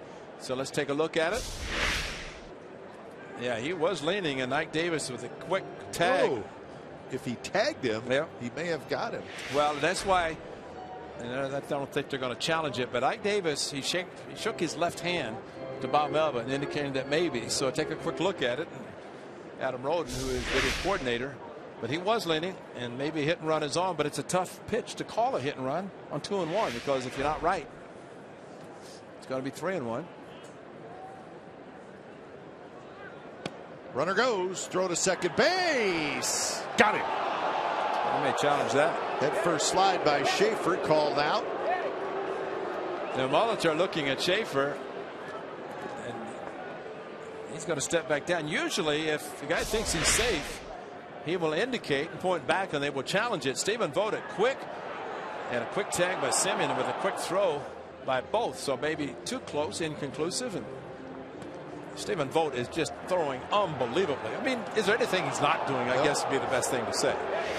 And Tim Timmons waiting to see if they're going to challenge it, and They're not. they're not. So a pickoff at first, not challenged. A quick throw by Stephen Vogt, not challenged. So a beautiful throw by Vogt, and great tag at second by Semien. The pitch was out of the strike zone, so it was like a pitch out. Good pitch there, 3-2. Watch the quick tags. This is the key. Semien, evidently they looked and saw that the quick tag by Semien on the back of Schaefer, even though he was sliding head first, that tagged before the hand got there. Hit hard, but foul.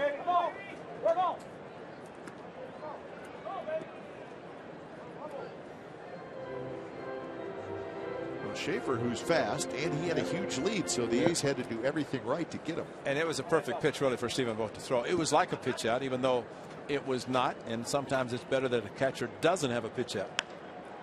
Popped up left side of the diamond. Semien. Shallow left. He's got it. 2 outs. And Cap, we talked Saturday about Dallas Braden's number 50 being retired by the Stockton Ports, and Eddie Guardado, also a Stockton native. And I said to Eddie, are they going to retire your number? And he said, they did what? So, but Eddie, hired by Paul Molitor, he said he was ecstatic this winter when Paul Molitor actually called him and said, you ready to come back, be my bullpen coach? And he said, yes, I would love to. So he's back in the Twin Cities where he was great. And he also wanted me to mention that he has the Eddie Guardado Foundation. He has Ava, their 9-year-old daughter, who's autistic, and he said they have the foundation to raise money for autistic family members because he said it's important that the family members have the financial support. So he's doing good stuff. Doing great stuff. After playing baseball for such a long time. Seemed like he pitched every game. The A's every day, Eddie. That's why they caught him. Hard hit ball to the third baseman, and Brett Lawrie. This is unusual that he doesn't come up with it, but tried to backhand, took the bad hop, got him in the heel of the glove, and popped up. No chance at that point.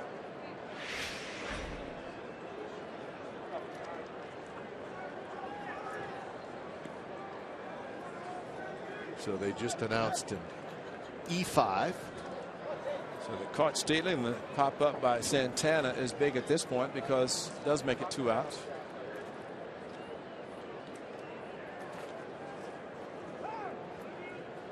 So Torrey Hunter's the hitter. Torrey Hunter has grounded to short and struck out.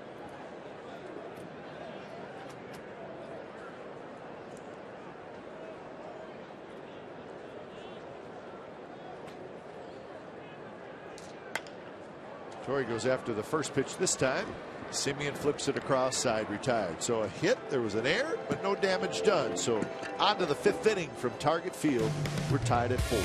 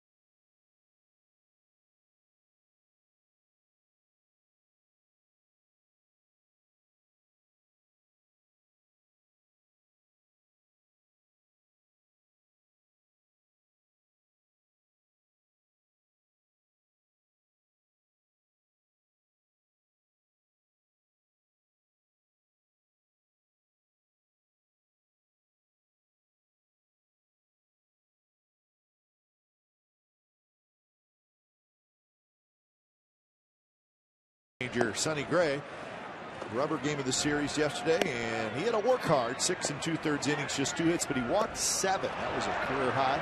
But he struck out 10, 119 pitches. He's the first A's pitcher to strike out 10 and walk 7 with no runs allowed in the game. Butler skies one to left center, but in the ballpark. So Sonny Gray got the win yesterday, and his season numbers now, he's 4-0 with a 1.67 ERA after that performance yesterday. So he's off to a great start. And how many pitchers do not like to pitch at the ballpark in Arlington? And there he is, 4-0 with a great ERA. Sean Doolittle standing next to him, and Sonny saying, when are you coming back, Sean? He'll be back in due time with a lot of baseball remaining. But Sonny Gray, I'd say he's in that ace category. Yep. I think you could call him the ace of the A's staff, and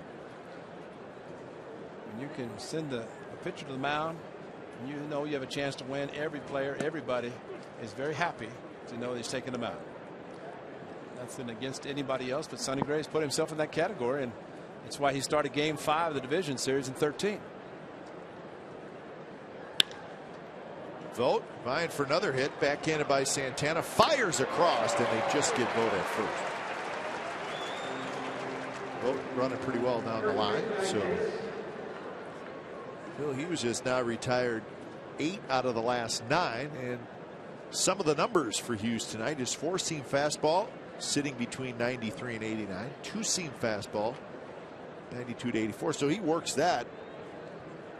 The cutter 86 to 90, which is decent velocity. So a low of 74, a high of 93.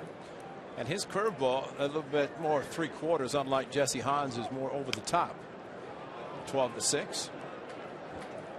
Both pitchers have settled down since the first inning. First inning for Hughes. He's been great since then. Second inning was the bad one for Jesse Hahn. Gave up 4 to tie it. But has kept his club in it and going out to pitch the 5th. Hit hard. Diving play. Dozier throws, and they got him. Terrific play by Twins second baseman Brian Dozier. Well, it looked like he was definitely headed into right center for a hit. So 3 up, 2 down inning. Worth another look. Dozier robs Davis.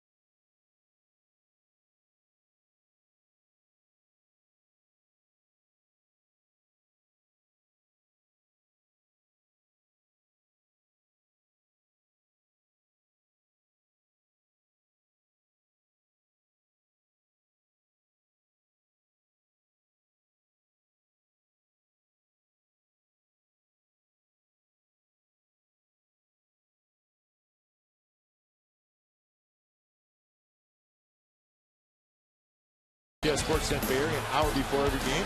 Post-game and on Sportsnet Central all the way through the playoffs. Coverage begins tomorrow at 6:30. Again, that's 6:30. Get set for Game 2 of the Warriors and the Grizzlies. Roz, Bonnie, Rattle, Papa St, JB, Felby, and Free will cover all the Warriors playoff action. Warriors lead the Grizzlies 1-0. Joe Mauer bunts it foul. There's your shift bunt.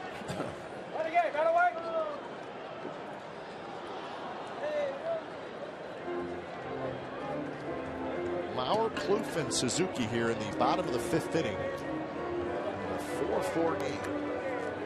So both pitchers have settled in somewhat. Still a lot of pitches for Hahn, 82.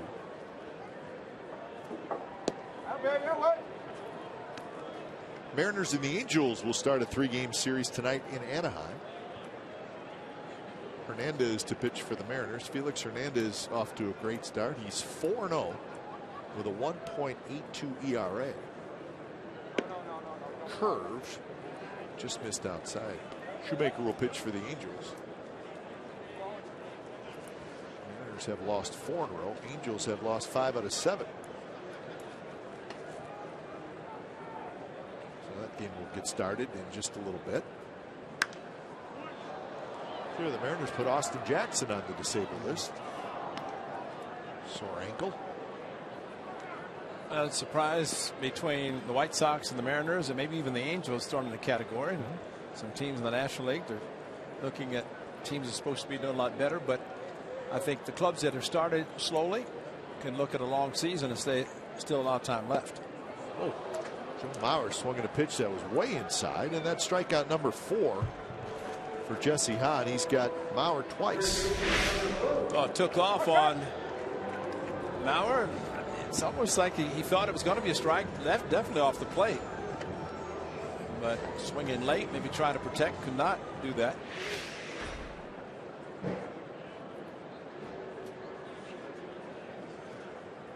So Plouffe steps in, a ground out and a single for the cleanup hitter. Fouls that one straight back. I think Jesse Hahn is throwing better now than he did in the first couple of minutes. Question. Remember, he had 11 days between starts 3 and 4, and is coming back trying to get in the regular turn, and the A's not having an off day until a week from Thursday. Should be able to get back in a similar rhythm. It's a very good pitcher. And first pitch strikes, you see what he's done there. No walks, 4 strikeouts, and that's usually the way he pitches.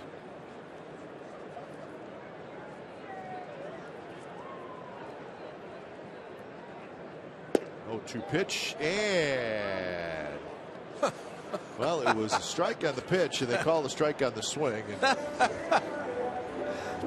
I mean, the hitter was walking to the dugout. Stephen Vogt was ready to throw it to third. That was amazing to see a hitter giving up, saying I'm done, and then he ups from his stop and appealed to first base. Look at this location. What is wrong that this cannot be called a strike? It was right down the middle. Plouffe knew it, and actually he swung. And fortunately, there was appeal to first because Vogt was ready to throw. Wow. Same pitch. First pitch strike to Suzuki, a ground out to short, and a foul out for Kurt. So this could be the first 3 up, 3 down inning for Jesse Hahn. A liner right at Sogard, and he gets the 3 up, 3 down inning. So we're on to the 6th, and it is still a 4-4 game. A's and Twins.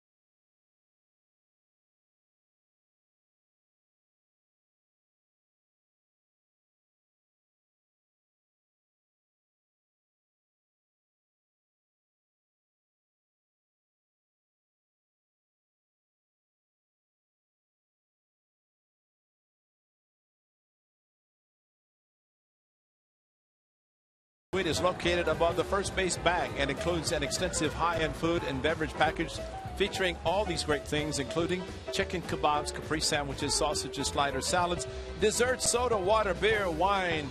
And if you can figure out more, we'll let you know. For more information, call 510-638-GO-A's. Visit athletics.com/president. And I just want to know what the more is, because all those great things at the President's Suite. Steve Finelli's getting calls about that suite. Probably one from Dallaire. Who's Dallaire? Oh, the greatest producer with Comcast downstairs in the truck. That's right. Heads up.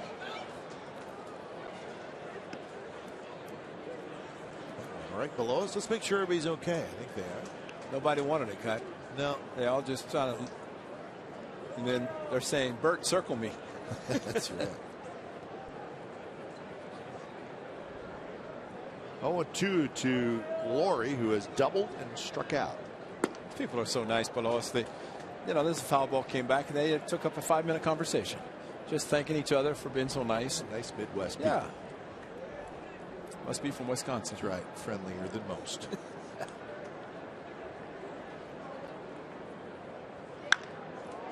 A shot. Nice play by Dozier. Throws, and they got low. Hard hit ball. We call those Adam balls, and boy, they've been hit right at them, and ball took a weird hop off the mound. See the carom to the right off of the mound. Handled nicely by Dozier. And Brett Laurie hustling down the line. He had to shut it down a little bit as he approached the bag.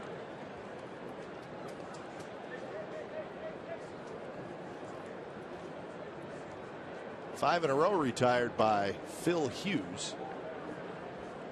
His pitch count at 87.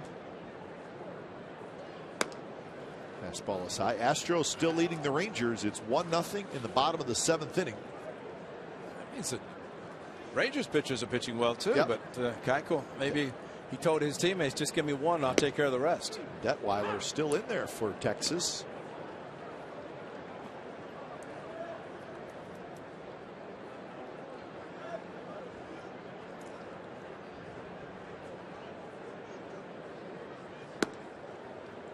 Two and one now to Mark Canha, who has bounced back to the pitcher and hit a fly ball to center field.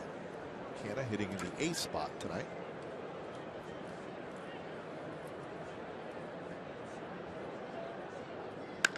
Wow. That one's blasted.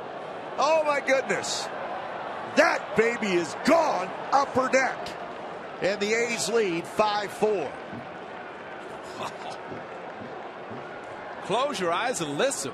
What a shot by Mark Canha. And that's one that he tried to sneak inside, missed location. And Mark Canha, number 4, dropped the head of the bat. And the sound was unbelievable.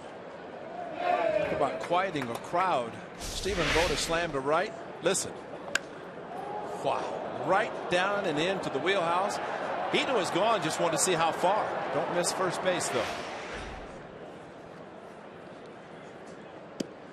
Well, there's 2 decks out there, and the upper deck kind of has a lower box area, and it dropped right into that 2nd level there, and that's a long ways. So Canha with a bomb to left. Well, again, look at the location where the pitch was, though. Suzuki wanted it outside, maybe knowing that that was going to happen with the fastball down and in. All he did is just drop the head of the bat perfectly. Toward left field. Good jump by Escobar, and he grabs Sogard's line drive. So 2 outs here in the 6th inning. Hitters will tell you sometimes you just react on a pitch, and he reacted. Really just pulled his hands in. If Suzuki had gotten the pitch where he wanted the target or had the target, it'd have been a different story. It might have been a ground ball. They all liked it. How could you not? Oof. So 2 outs for Burns, who has doubled, popped out, and struck out. Aaron Thompson, one of the new arms in the Twins bullpen. Eddie Guardado has to do some work. Although in your bullpen these days, it's every day Eddie knew when he was pitching. Busy place. Always busy.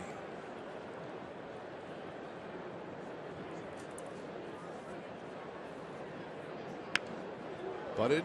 Oh, and that's a beauty. It just checked up, stopped perfectly, and that would have made a golfer proud. Now still second and scoring a base hit by Semien. 2 outs, and you're right, Kai. What a checked up. Watch this ball hit, check up, stop on the grass. And Twins are hoping he hit the dirt. Did not. And that's a thing of beauty. He should bunt at least once every game, if not more than once. When he slaps the ball, he's got 2 hits tonight, a double to left field, and that bunt. That's a 2-for-4 night. And with his speed, and right now, Paul Molitor-Turkey, I don't know if he's going to leave him in. But the one thing about Billy Burns, he has the green light, which simply means you go when you can get a jump. This is the time to run. Yep. And I mean, you know it's there. The Twins know it. And it's not a sign you give. It's saying you have the right. It's okay when you think you have a jump, go. And this is a time. We talked about it often. Two outs, hit or let him run. Semien can see him. It seems like this is about as obvious as a time to run as there is. He took a fastball and almost to the point that the Twins were thinking the same thing, that he would be running.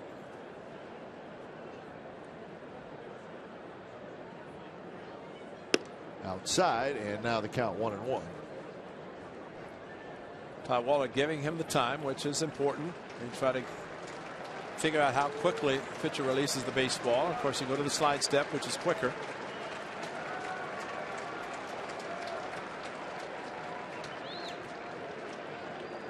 Burns not running, and now the count 2-1. I think the thing is, it's almost like great Ricky Henderson said, if you're not getting a big enough lead and you don't get thrown out, then really not a good base steal. And I know Billy Burns has talked to Ricky, but there are times to run, and even if you're thrown out, at least you try. There are 2 outs. Worst case, you have Semien leading off the next inning. Best case, you're in scoring position with Semien at the plate. But for Suzuki to call the 1-1 slider, that was the pitch to go on. It's one to go on, and if he figures he's not going on that pitch after 3 pitches, he might not be going anyway.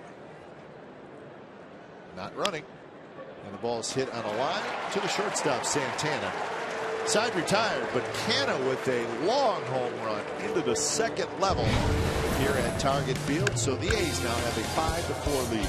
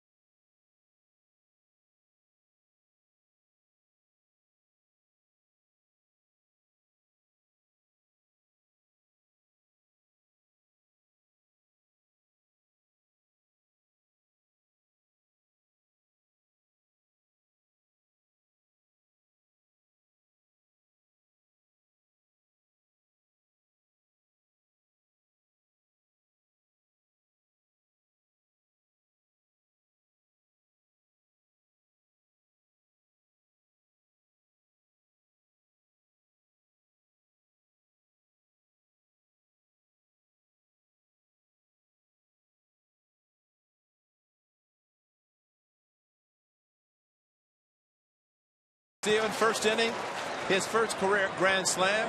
Was a couple of home runs yesterday and a grand slam. But then the Twins bottom part of the batting order in the second inning counted for 4 runs. That was a double by Dozier after the Santana or the Schaefer double, and that tied it. Twins had a chance, but then Mark Canha, a booming home run to left field to give the A's the lead again, 5-4. Jesse Hahn trying to keep it. Find out what's possible with AT&T. Call 1-800-PICK-ATT, mobilizing your world. Curve in for a strike. 1-1 to Kenny's Vargas. Escobar to follow, and then Schaefer. Bottom of the 6th. Probably be the last inning for Jesse Hahn. One thing about Jesse Hahn and that movement on his fastball. You've seen Joe Mauer, who's an excellent opposite field hitter. Of course, Vargas likes to pull it. Sogard in shallow right field again, but the movement of the fastball moving sharply away from the left-handers. Vote out there again, see if he can get him to chase another one. Not quite. But that kind of movement, hitters have a tendency to be a little bit late. And you don't want to make the mistake inside where they can pull it.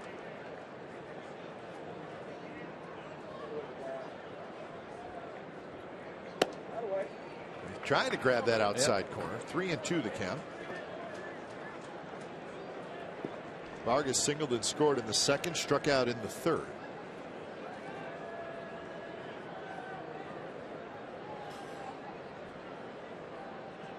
Three-two pitch, high fastball, foul back.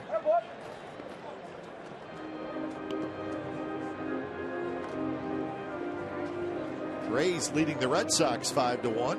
That game just finished up the 8th inning. Red Sox struggling some.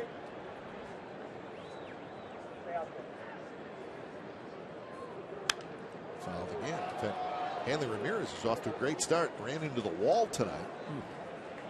And sprained his left shoulder and had to leave the game. Don't know how serious it is. Serious enough for him to leave the game.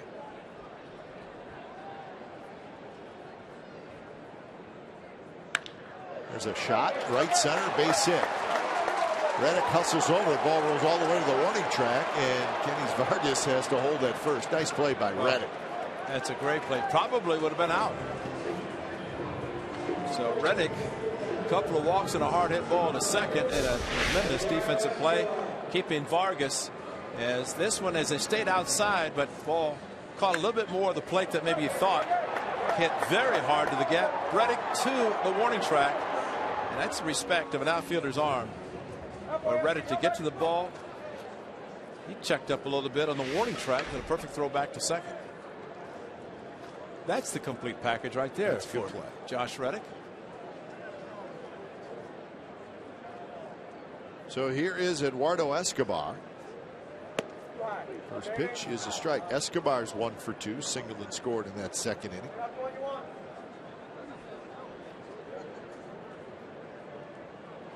So 9 hits now for the Twins. Both teams with 9 hits.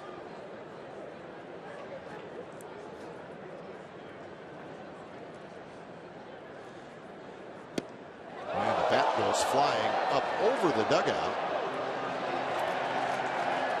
Drops right into the lap of that guy, and he's okay. And the guy in the white long sleeve, hat on backwards in front of him, did the smart thing. He got out of the way of the flying bat. Paying attention, and that guy said, I'm out of here. Yeah. You can have the bat. What's that sticky stuff on it? It evidently didn't work because it ended up in the seats. You always have to pay attention when you come to a game, and never know where a bat might end up. You hope it stays on the field. Unfortunately, it seems like everybody's okay. 0-2 pitch, foul back to the screen.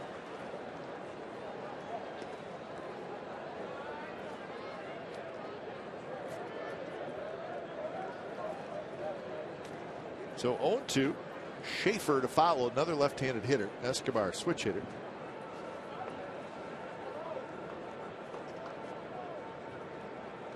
RJ Alvarez loosening up in the A's bullpen as Hahn has gone over 102 pitches. Stephen Vogt once in the dirt. Got it in the dirt. Nice block. No swing, though. And a pretty good 0-2 pitch. Yeah. You've seen catchers at times who put the catcher's mitt on the ground, wanted the curveball there. That's the chase curveball. With some aggressive hitters, we saw Odor yesterday. Took a first pitch curveball down the middle and then swung it 2 in the dirt. Sonny Gray with his outstanding curveball yesterday.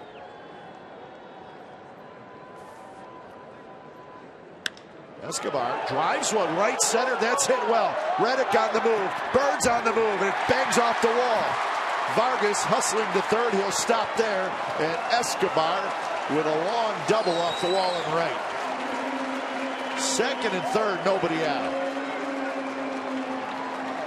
Wow.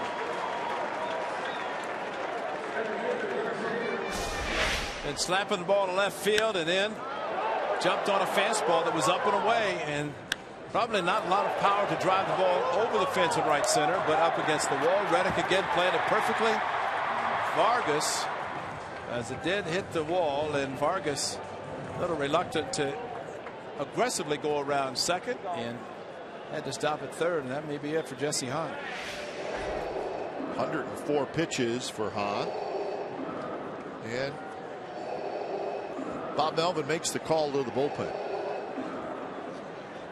So 5+ innings tonight for Jesse Hahn when it's time for a change. Think Speedy Oil Change and Tune Up. It's your oil change, tune up, and brake experts.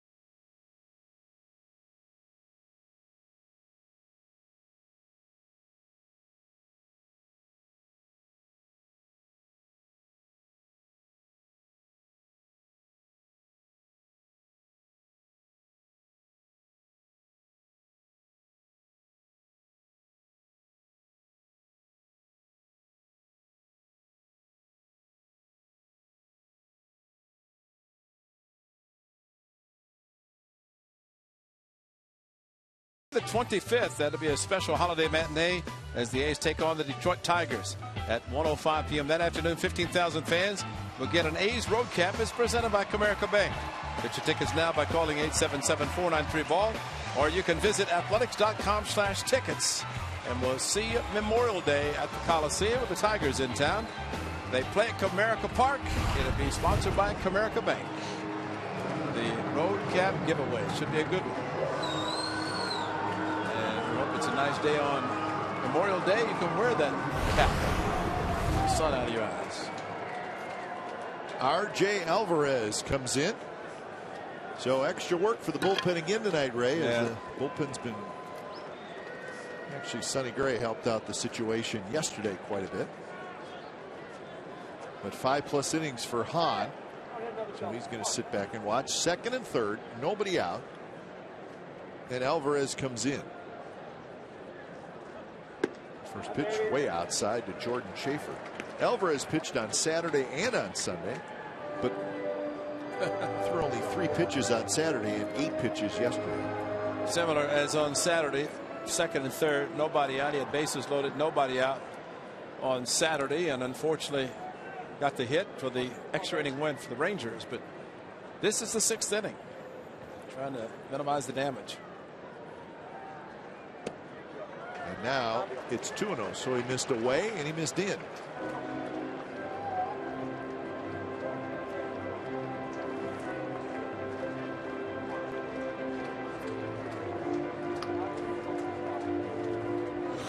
Jesse Hahn had a shutdown inning in the first inning after his club scored 4, gave up a leadoff double, but retired the next 4 actually.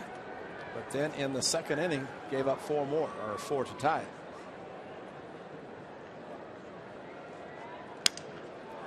Alvarez has it go under his glove, and everybody's going to be safe, including Kenny Vargas, who slides home. So we're back tied at 5. And that was going to be a 1-3 putout if he catches the ball. Vargas was not running. Broken bat, maybe did not determine how the ball was hit off the bat, but check swing. He just did not put his glove down far enough, and Sogard could not make a one-handed grab.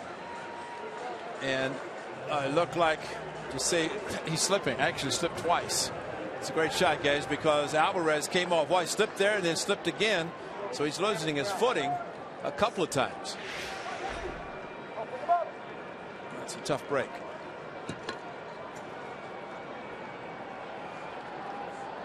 So it's going to be, believe it or not, a hit. So Schaefer's going to get a hit and an RBI. And a check swing, excuse me. And you know, the great Nolan Ryan would always check the ground, the dirt, grass in front of home plate and the pitcher's mound just to make sure. And that time, when you see a pitcher slip twice, and the first time probably prevented him from making the play, then he tried to go after it again and slipped again. Santana swings and misses. So now the Twins trying to take the lead here in the bottom of the 6th. Santana singled in a run in the 2nd and later scored, and then hit a fly ball to left field in the 4th. Dozier to follow.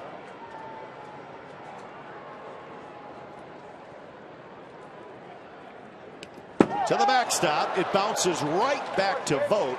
And luckily for the Twins, Escobar stayed at third. Because if he doesn't, Vogt could tag him out easily because the ball bounced right back to Steven. Schaefer did go to second base. We had that play in Cleveland all the time, the old stadium. That works. Just turn around, catch the ball, and rebound.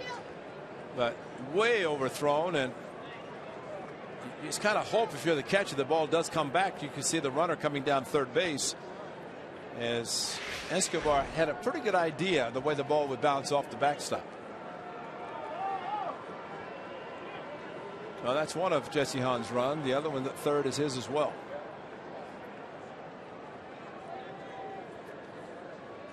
So 1-1, still nobody out here in the 6th. Foul back. Good low fastball from Alvarez.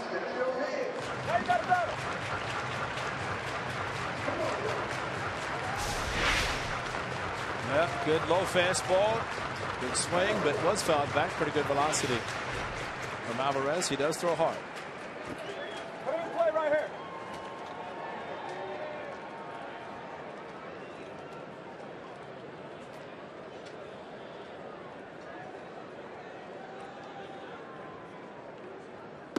Not close. 2-2. Good speed with Escobar at third, Schaefer at second.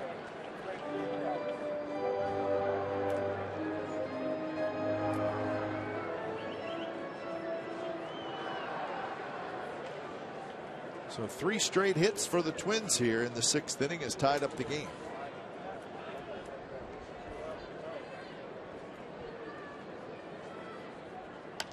Pop up, and that'll be into the seats.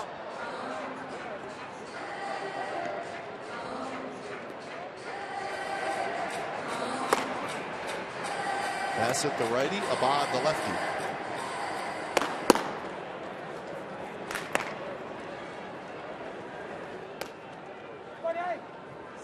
So the infield is in.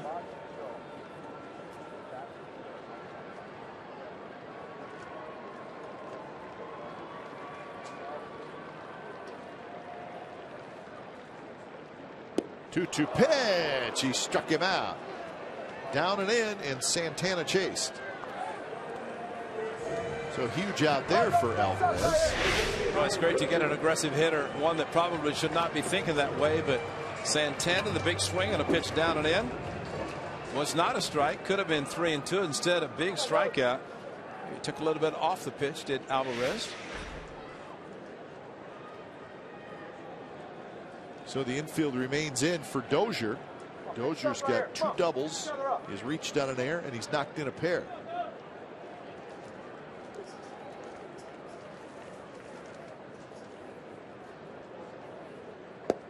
Dozier chases that hard slider from Alvarez. That's a great slider. Great first pitch. Dozier, good fastball hitter, and that's the old, looks like a strike, not a strike, but good breaking ball.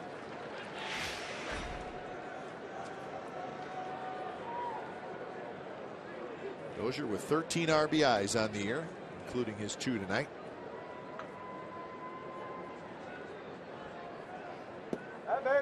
Went down and away. On deck is Torrey Hunter. Runner on third, less than 2 outs this year. Dozier's done a good job.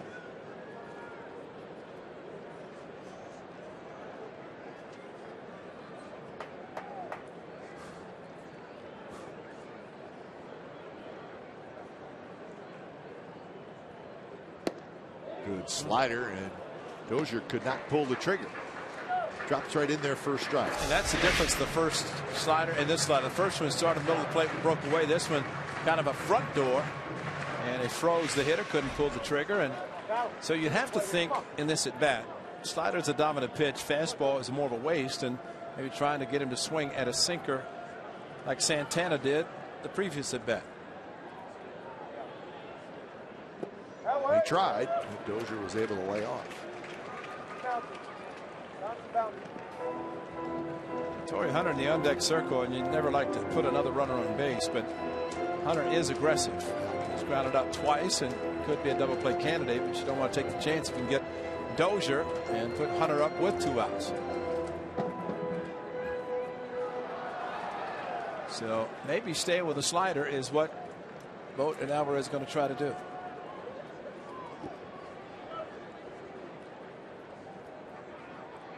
Vogt sets up outside, and it's a slider that hangs inside, and it just missed hitting Dozier. So now the count is 4. Just didn't break, backed up, and almost got him in the elbow, just pulled back.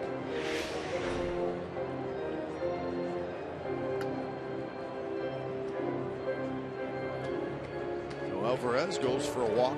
Big pitch here. It's also a big pitch for the hitter because he's seen all these sliders, knows it seems to be the best pitch. But it could also go to the hard sinker down and fool him, maybe get the lower part of the strike zone. So this is the best part about pitching and hitting and thinking or not thinking. Sometimes is the best. Slider towards center. Burns comes in.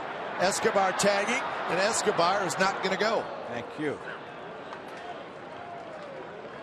So it was a good slider. Gene Glenn did not want to take a chance. But you know what? I think at that time you have to. You have to force the outfield. And, you know, you have to also, maybe they haven't seen Burns enough, because that was really not a particularly strong throw. It was cut off with the mound, but heading towards the on-deck circle of the Twins. But the runner third, good speed. Burns coming in, charged it nicely, and momentum, but look where the throw's going. It's a bit offline. I was surprised he didn't. I was too. I was shocked. And, you know, it's a matter, too. You know the outfielder's arms, but also you know that a 1-out sac fly given 2 outs is a better chance than a 2-out hit by a hitter, although Torrey Hunter is the veteran who's capable of doing that. First pitch just a bit high to Torrey Hunter. Yeah, I'm with you. I think if you got a chance to take the lead. Well, we know what the A's third base coach would have done. Mike Igo had said, let's go. Tag it up and get going. And, you know, it takes a perfect throw. And that one is launched down the left field line. Gone. Torrey Hunter, a 3-run homer. 8-5 Twins.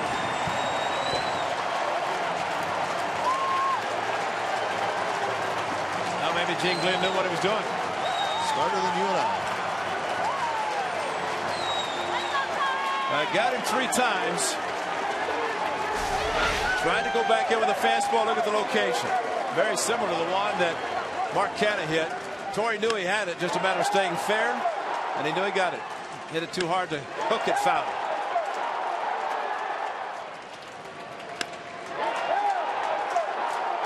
Wow.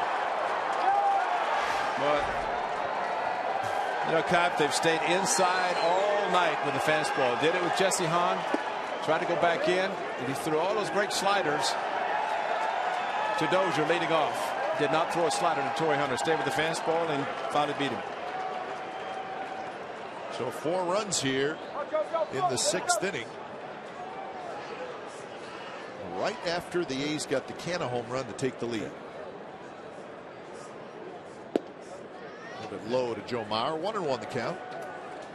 And unfortunately, that man's a pitcher of record. 2 runners on base and both scored and had a chance to head to the clubhouse for the tie game. A's with a chance to win it. Now they've got to come back down 3.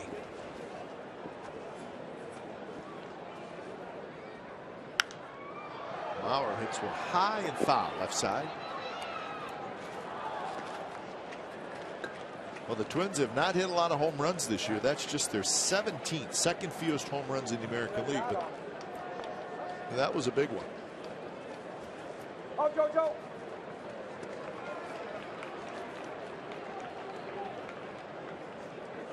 Career home run number 334 for Torrey Hunter.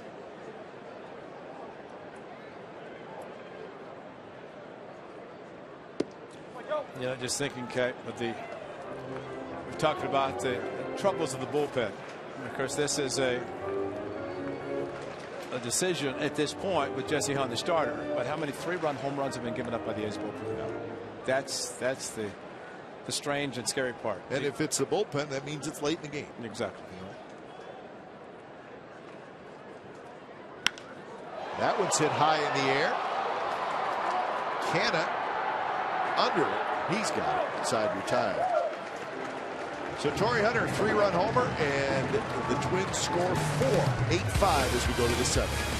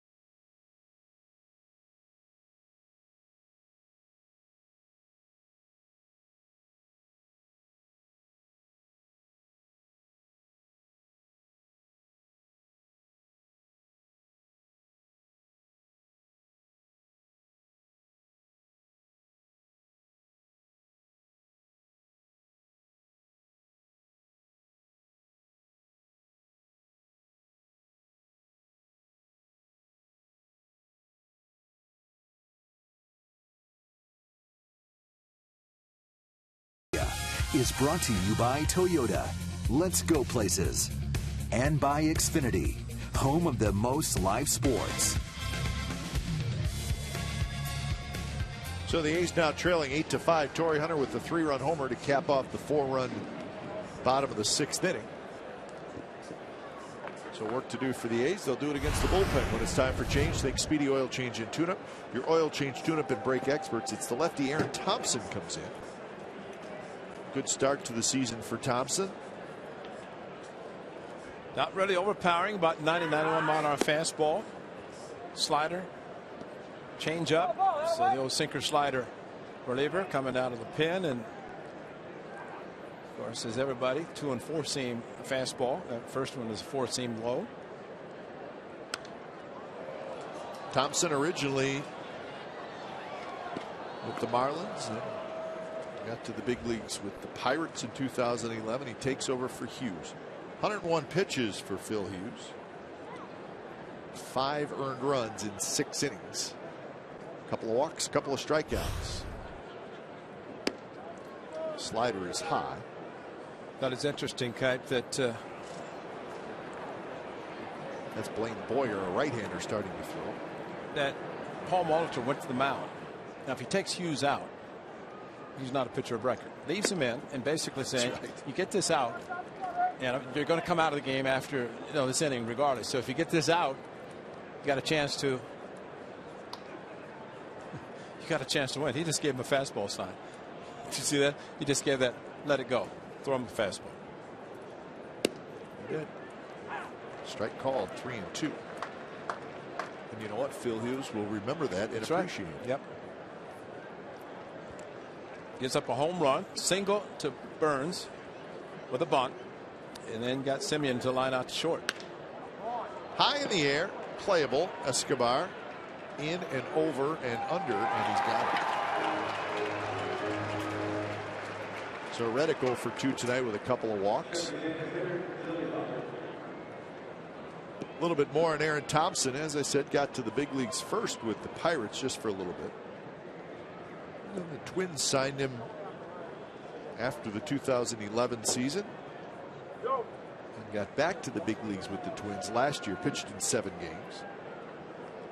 He's one of 3 left-handers in that Twins bullpen. Something to remember as the late innings come around. They have 3 lefties and 4 righties. From Santa Fe, New Mexico.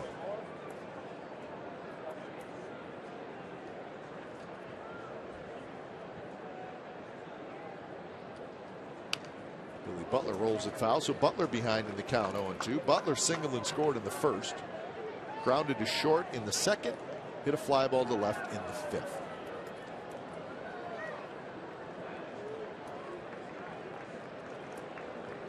Butler trying to get back on a roll.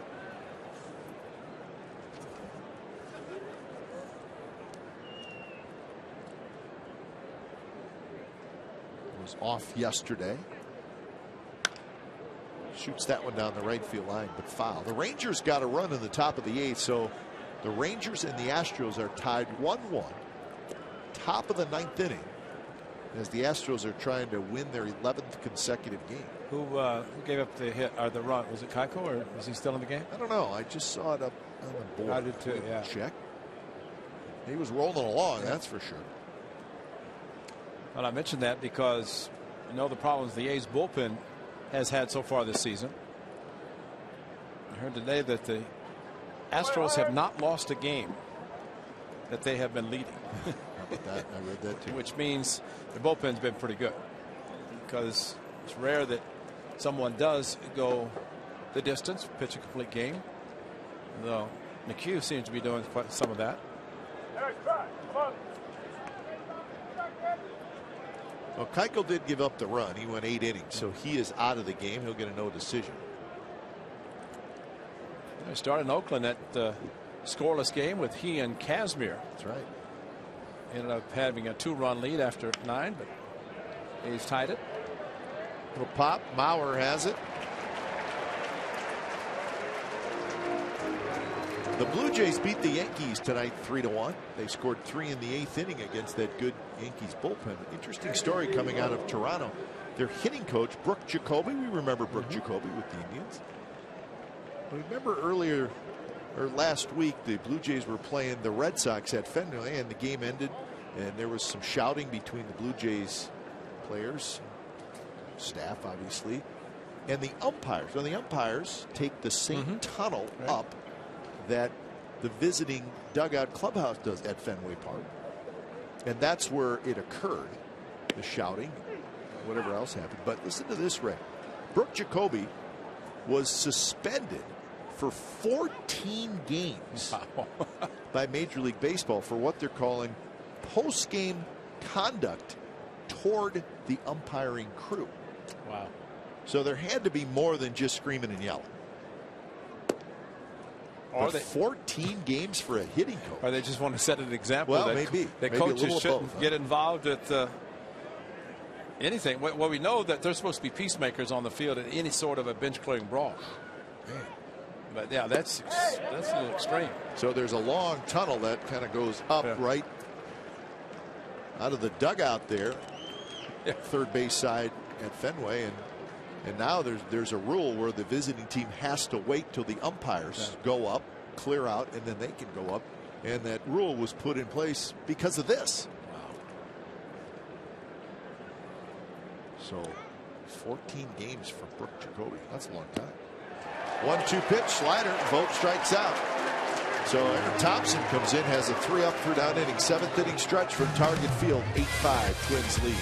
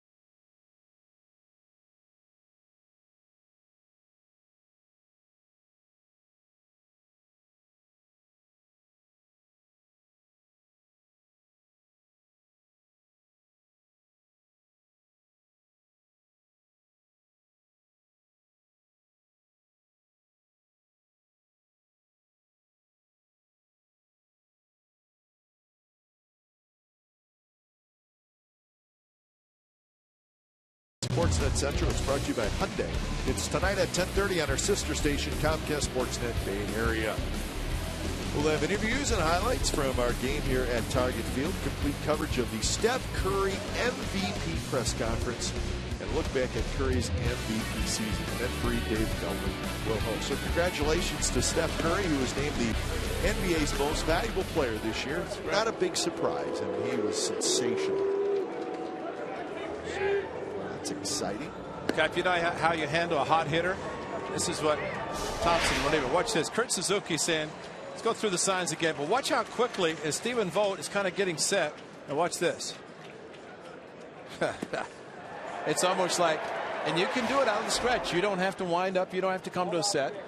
And all of a sudden, Thompson so quickly released, and Stephen Vogt just really swung at a pitch that he does not and has not swung at this year much, and that's out of the strike zone. When it's time for change, think Speedy Oil Change and Tune-Up, your oil change tune-up and brake experts. Saw the numbers for Chris Bassett. But Bassett takes over here in the bottom of the 7th inning. So hitters hate that, right? Well, they do, because it's all about timing. You know, you have an idea what a pitcher's going to do, and time-wise.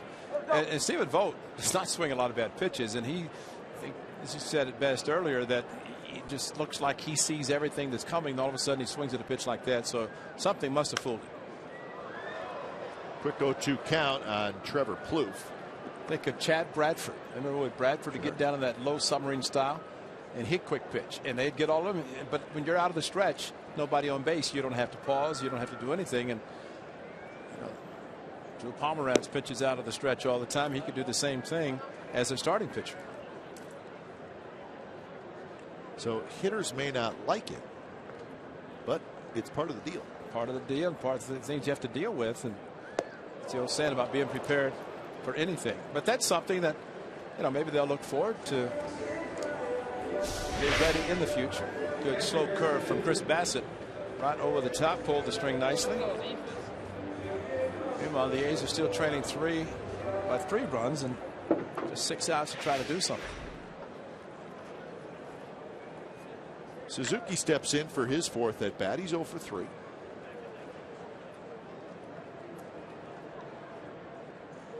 Well, the Rangers got a run in the top of the ninth. Ray Robinson Chirino sacrifice fly. So Texas leads 2-1 over Houston going to the bottom of the ninth inning.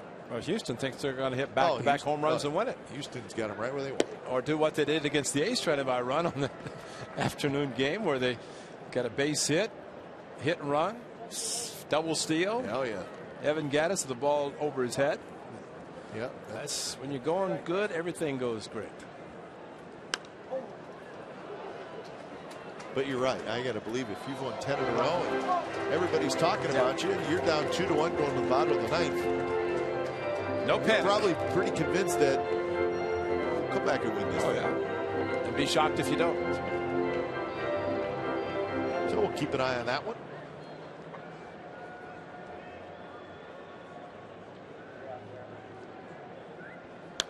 Kurt Suzuki fouls it back. Good swing by Kurt. Count stays 1-2.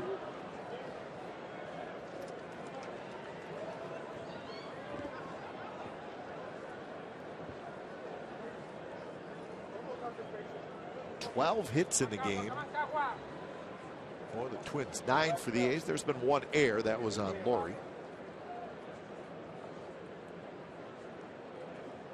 Fastball away. So Alvarez goes 1 inning. Gives up 2 hits, 2 runs with 1 strikeout.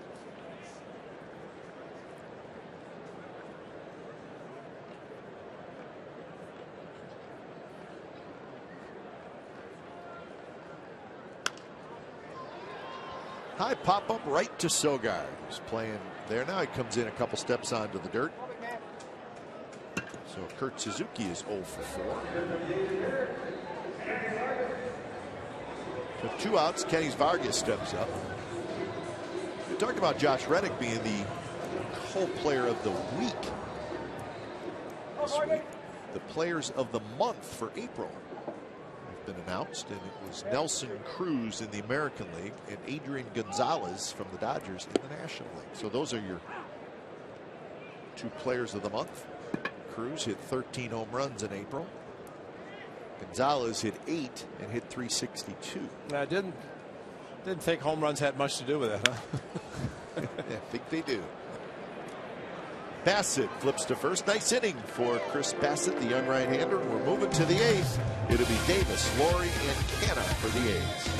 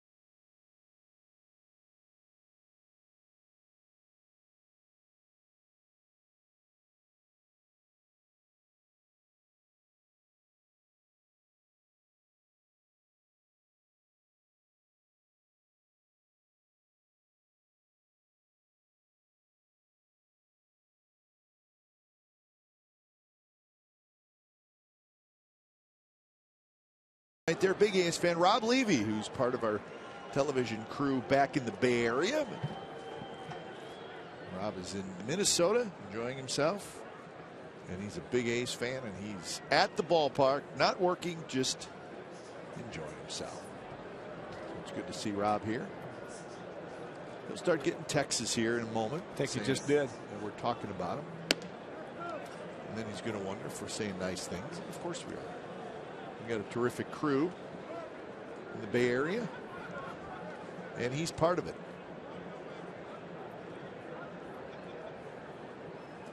Gentry pinch hitting. He's pinch hitting for Ike Davis. As Paul Molitor leaves Aaron Thompson in there. Why not? Thompson had a very good 7th inning. Well, that's the versatility of Mark Canny. Could probably go to first and Gentry to left, so he can afford to pinch hit if you bring a lefty in. Gentry, as we noted yesterday, surprisingly, and he said absolutely nothing to Andy Fletcher to warrant an ejection, but he was ejected. He wasn't in the game, but ejected anyway. You know what he said? I mean, I can say it because it was clean. It was very clean. Got a chance for a hit, and he's going to have a hit. Gentry nicely bunted, and he's aboard. But he said to Andy Fletcher from the dugout, he put his thumb and his finger up, and he said that ball was that low. That's right. He told me that. Yeah. And so he gone. Anyway, great bunt, and that's twice tonight that Paul Molitor is going to the mound. But Craig Gentry, tremendous speed, no throw, ball stayed fair, and a great way to lead off this 8th inning. He's trying to do something. So when it's time for change, think Speedy Oil Change and Tune-Up. It's your oil tune-up. Change, break, experts.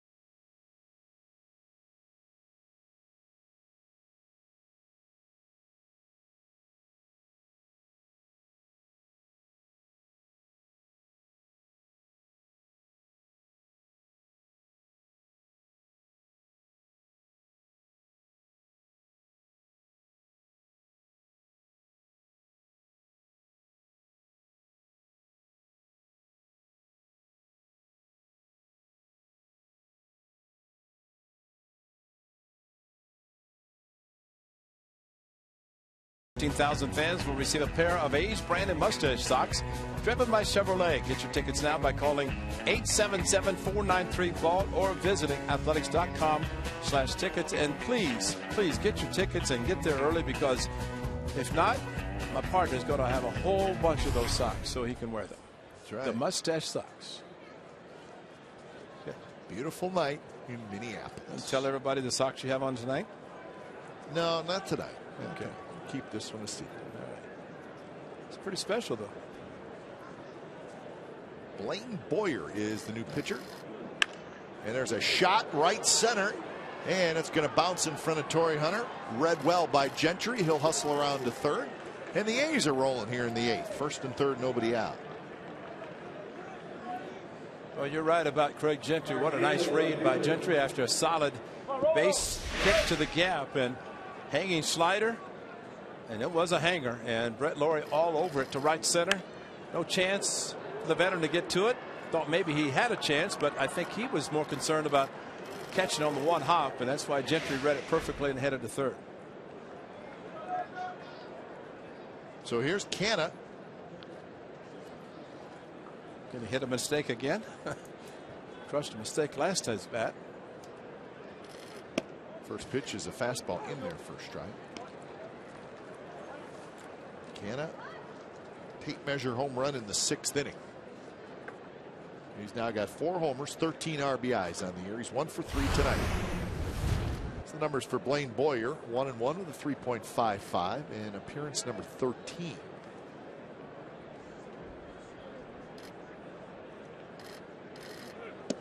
Boyer's been with the Braves, Cardinals, Diamondbacks.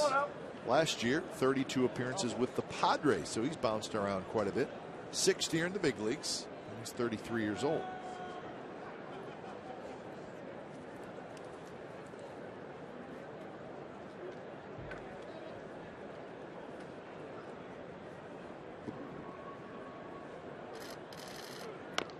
And he reaches for that one. It was well off the plate. That's what he did his last at bat against Phil Hughes, and you see why Suzuki now is set up outside after that shot by Mark Canha that went in the second deck here at Target Field. That gave the A's a 5-4 lead, but unfortunately A's starter Ed Pin could not hold the lead and trail now by 3, trying to do something in this inning.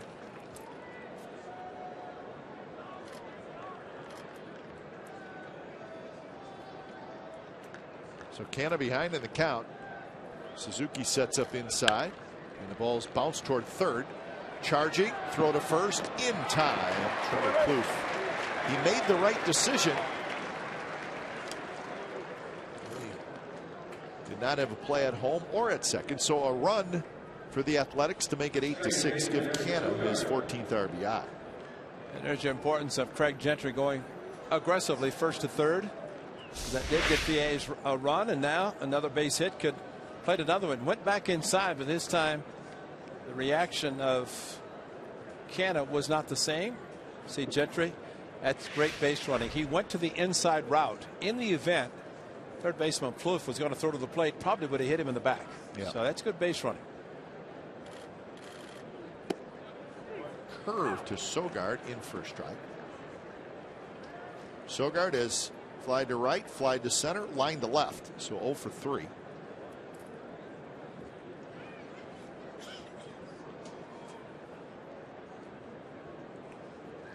There's a couple of shots to get another run in to make it a 1-run game.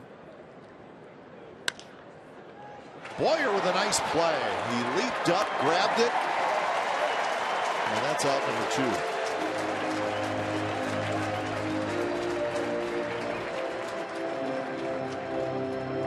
2. Good base running at second, because Brett Lawrie started to go as Burns did in the first inning. Fortunately, Quickness was able to get back safely to second.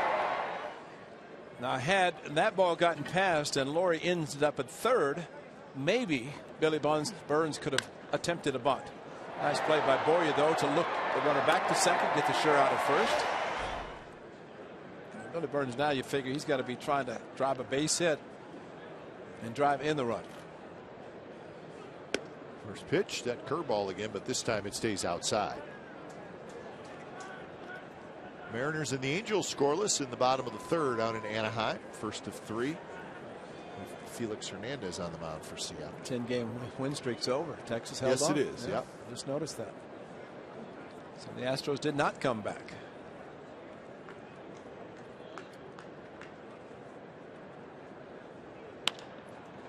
Right center. Could get down, and Schaefer. No, they're waving it off. No, the first base umpire says you did not catch it. He was waving his hands like safe, meaning he didn't catch it. Well, guess what they're going to do now, though? They're going to look at it. So the first base umpire is Todd Tishner, and he's the one who went out there and was waving like a safe signal, and that means no catch. Now Billy Burns trying to drop the ball into right center. And we're going to get a shot here, backhanding it. I think the A's are going to lose this one, too. I think he got it. Yeah. This will be a very good look, and he did get it. Yeah. But Schaefer just kept running in. I think he knew that he caught it, and they're showing it on the big board. I think the fans are going to cheer loudly, and they do. So the Twins are walking off the field. I think they know that it was a catch. So they're heading into the dugout, and the umpires are huddling, but they're going to get a quick ruling here. So indeed a catch. So what a play by Jordan Schaefer. Saved a run and ends the inning. So the A's get one. And we're going to the bottom of the 8th. It's 8-6. But watch the play by Jordan Schaefer. Now that's the part right there when he backhanded it. Stayed in.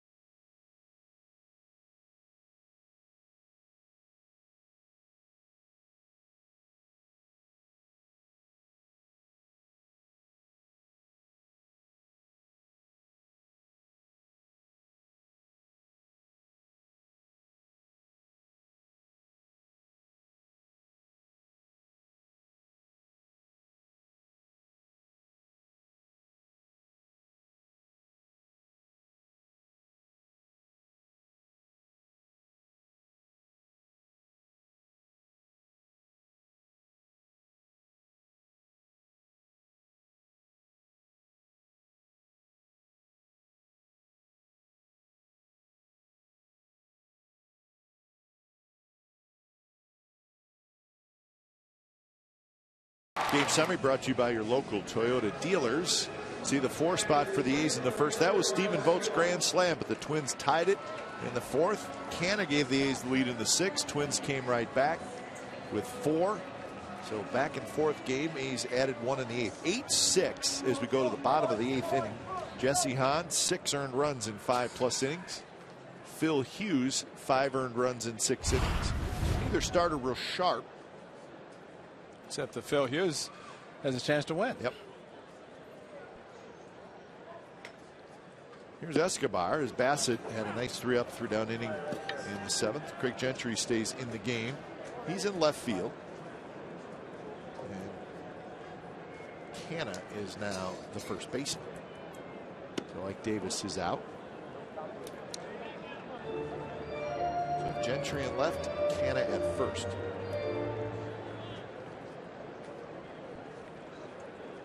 Escobar's had a good ball game, couple of big hits, and this one's hit high and deep left center field.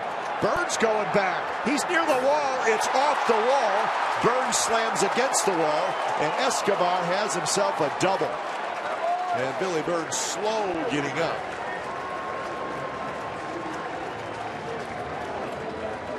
Let's hope Burns is okay. Well, Escobar, not a big guy, but that ball was hit a long way. And that's 3 hits, and it just kept going. And Burns, great effort, just knew he was going to bang into the wall. Fortunately, patted at the lower part as he looked to see how close, and really not really close, except he knew he was going to bang into the wall. And then hit the ground hard. Gentry backing up, fortunately, to keep the speedy runner Escobar at second. So Escobar leadoff double, and here's Schaefer. Tell you, the bottom 4 guys in the order have just killed the A's tonight. Vargas, Escobar, Schaefer, and Santana. They have 9 of the 13 hits for the Twins. Amazing. Burns right there and then banged hard, and look at the padding there, the lower part. And that's great to have the padding, although he hit his backside very hard when he hit the warning track. But he pulled the glove back because he knew he was that close to the wall. Again, that's why when you're a center fielder, you go after it, knowing that in this case the left fielder Gentry was going to be there backing up.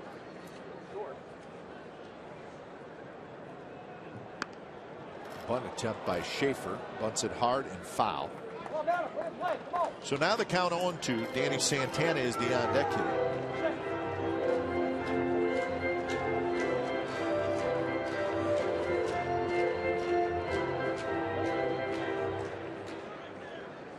Schaefer's 3 hits tonight. 3 hits, 2 runs scored, and 2 RBIs.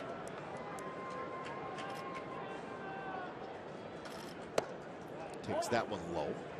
Well, you mentioned the 9 hits, lower part of the batting order. Of course, the big one off the bat of Torrey Hunter, but the guys that you almost manager Paul Molitor put all this speed at the top to set the table for the middle part of the guys, but the batting order, but they've been doing it all at the bottom and then turning it over to Dozier, hitting a 2-run double. Torrey Hunter in the second spot, hitting a 3-run home run. Production from the bottom of a lineup is like the greatest thing That's ever. right. Turn it over. You turn it over to the guys that are supposed to be getting on base and driving in runs.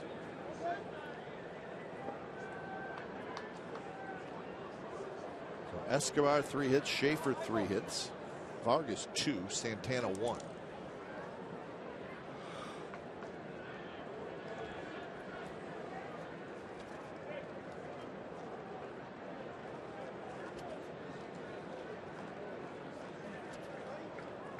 So 2-2. Bassett's ready. So is Schaefer.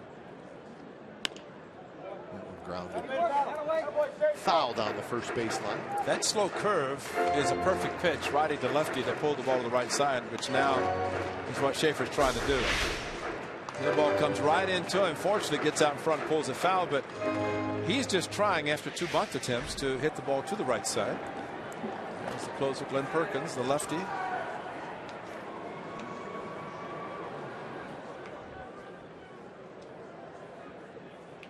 Another 2-2. Misses badly down and in.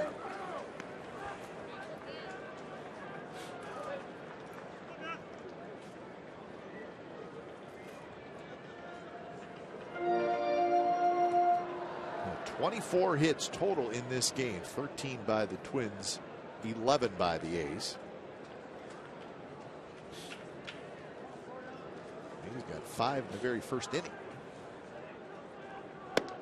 Fastball up and away, and Schaefer with a good at bat. He's on base for the 4th time. It's the first walk issued by an A's pitcher tonight.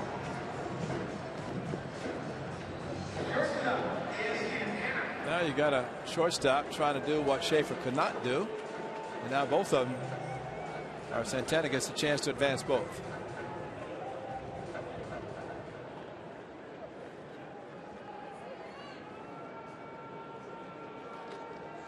Dozier will be next, so we'll see indeed if Santana bunts. And that one up and in, and Santana goes down on his backside. Well, he was kind of leaned in a little bit too to bunt, and then it got scary. Whoa. You know, really, the whole theory about if a hitter is sacrificing, you're trying to throw the ball up in the zone because it's tough to get on top of it. You don't want to throw it at the head. That's a little different there, but elevating a fastball and you hope that he gets under and bunts it in the air versus getting on top and bunting on the ground, which he's trying to do there. And he jabbed at that one, and they say no, and I think that was a swing. I think he pulled the bat back after the ball was by him. Watch. He did. That's a swing. Yes, it is. He did go after it. Stephen Vogt knew it. Mike Everett said no. Inside, and now it's 3-0. Bassett snaps the ball back. It's got to be frustrating for a pitcher when a guy's bunting and you can't throw a strike. Well, Peguera tried to do that Saturday night. Walked him. I'll walk this guy. So now the bases are loaded, nobody out, and make sure Bassett keeps his concentration here. He's shown a little frustration the last 2 pitches. I remember also in that game on Saturday night, Camp, he came in and after the A's had scored the 4, and unfortunately he was the one that walked 2 in the 7th. A's scored the 6 runs and then came right back.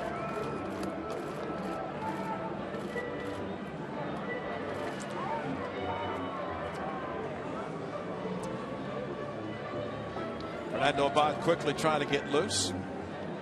Okay. one of the things that seems happens a lot, and it happened again in Milwaukee tonight. Craig Counsell, first game managing. Yep. They won. They come back and win. 4-3. They scored some runs late. Yep. And that means that in Clayton Kershaw's games that he started for the Dodgers, Dodgers are 2-4. That's right. I 2-4. saw Hard to believe. they lost 3 out of 4. Yeah, that's almost impossible. That is impossible. Yeah. But Brewers did it. So congratulations, Craig Counsell, on his first win. So 4-3 the final. Milwaukee over the Dodgers. He's trying to play Houdini here. First pitch is low to Dozier.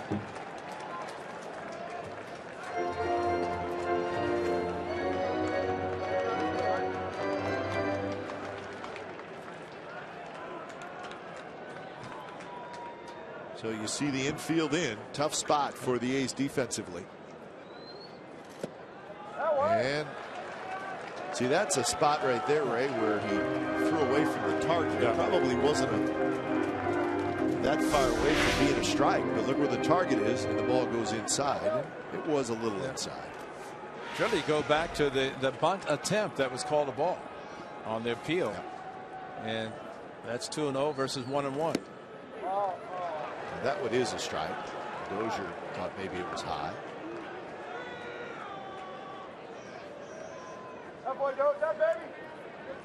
Escobar at third, Schaefer at second, Santana at first. So a ton of speed on the bases for the Twins.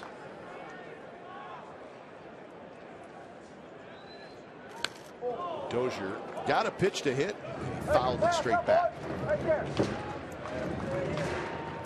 He would like to have another swing at that one.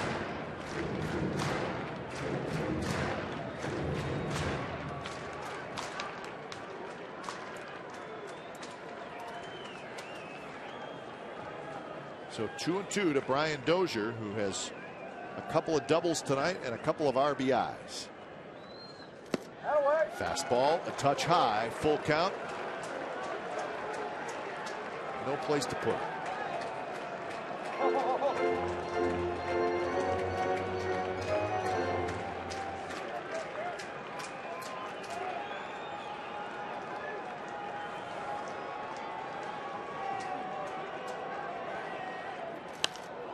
Fastball fouled straight back.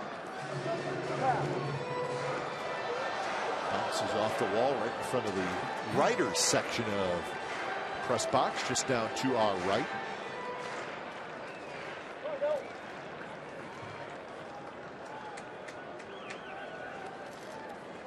Dozier waits a long time. That's why he hits the hanging curve the way he did early, and why he walks. A very patient hitter. And he swings and misses, and a huge strikeout for Bassett. And sometimes when you wait a long time, a fastball can be thrown by you. And he did throw the fastball, and he threw it by him. Slight movement down and in. Big strikeout. Now, no line drives or fly balls, just a ground ball. The A's will play back for 2. Torrey Hunter steps in, 3-run homer in the 6th. Good pitch, called a strike right on the outside corner.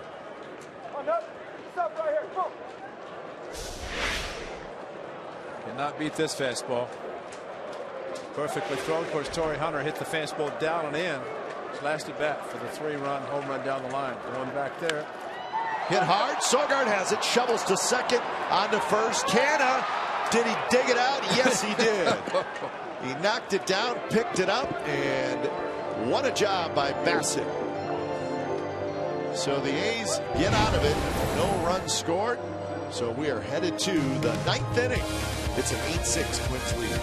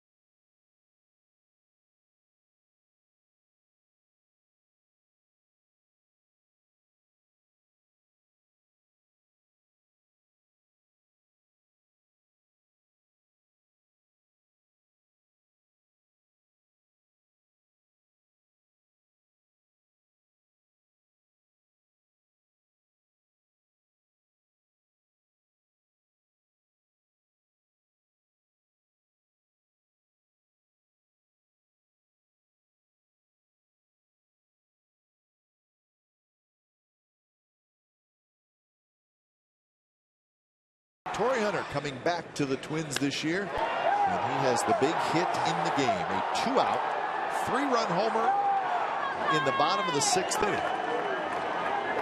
And that made it an 8-5 game. It's now 8-6 as we go to the 9th. So the A's try to come back against Glenn Perkins, the Twins closer. But just think what it could have been if Torrey Hunter had come through again. Fortunately did not. Perkins trying to save it, but it could have been a bigger inning for the Twins. Perkins having a great year. 8 saves, 8 opportunities. So he has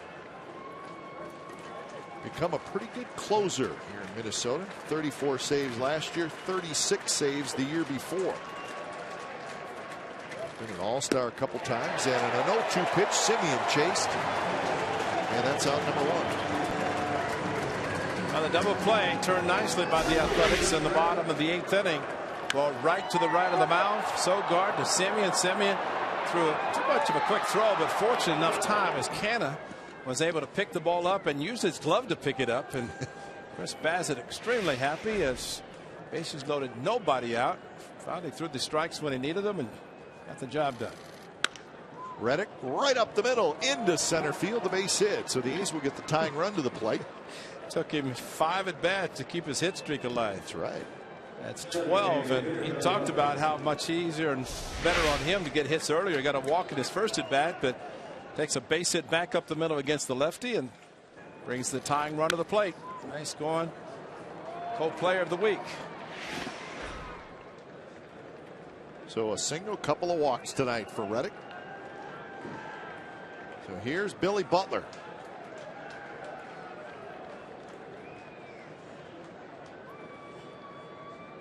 First pitch to Butler is popped up down the right field line. Long run for Hunter. It could fall. No. So Torrey Hunter had a long run, and he got there just in fair territory, and that's the second out. It looked like Billy Butler was trying to ambush Perkins. They had faced each other a few times, been in the Central Division, and maybe just enough for Torrey Hunter to know that Butler likes to hit the ball to right center. Cheated a little bit that way and able to get to the ball. 9 career Gold Gloves, all in center field for the Twins at the Metrodome.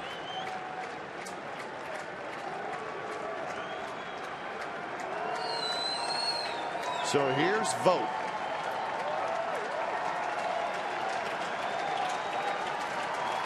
Reddick's going to take off, so he'll get to second base.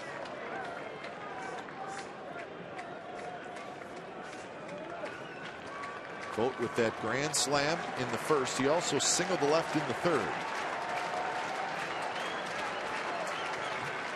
Perkins trying to pick up his 9th save.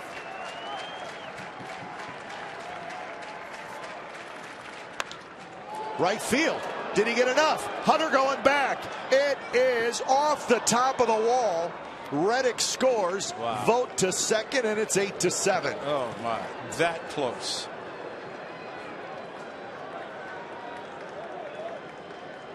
That high wall got him, Yep. Ray. Yes, it did.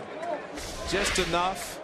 Going to be a pinch runner. Sam Folds going to pinch run for Stephen Vogt, but what a great job again against the lefty. He had the fastball, just could not pull it enough down the line as he did in the first inning. Came that close to tying the ball game.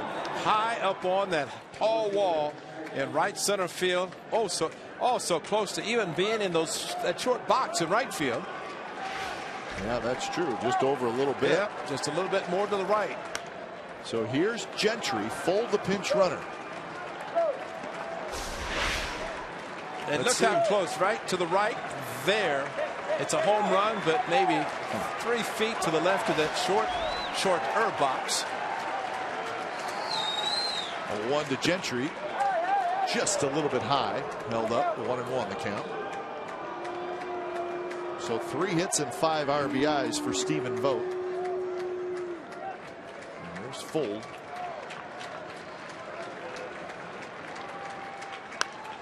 Outfield playing very shallow as they would like to cut down the potential tying run. Stephen Vogt have a year, a night, a road trip, everything.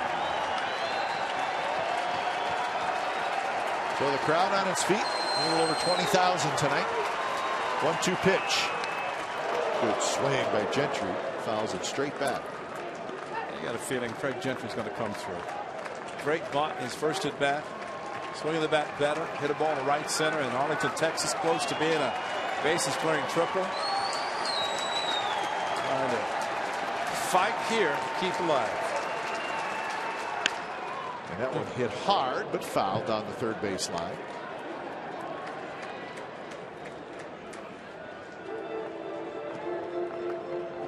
So quite a game tonight. 15 runs scored so far, 26 hits. And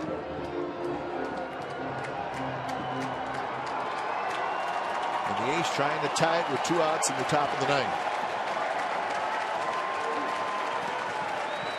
And Gentry chased a pitch that was out of the strike zone. So when it's all said and done, Perkins is able to save it. The A's get 1, but come up 1 short against the Twins.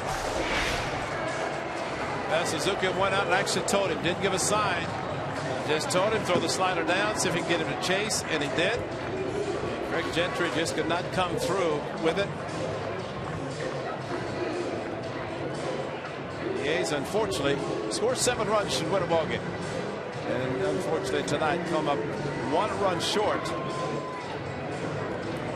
So Phil Hughes indeed gets his first win of 2015. Perkins gets his 9th save in game 1 of this 4-game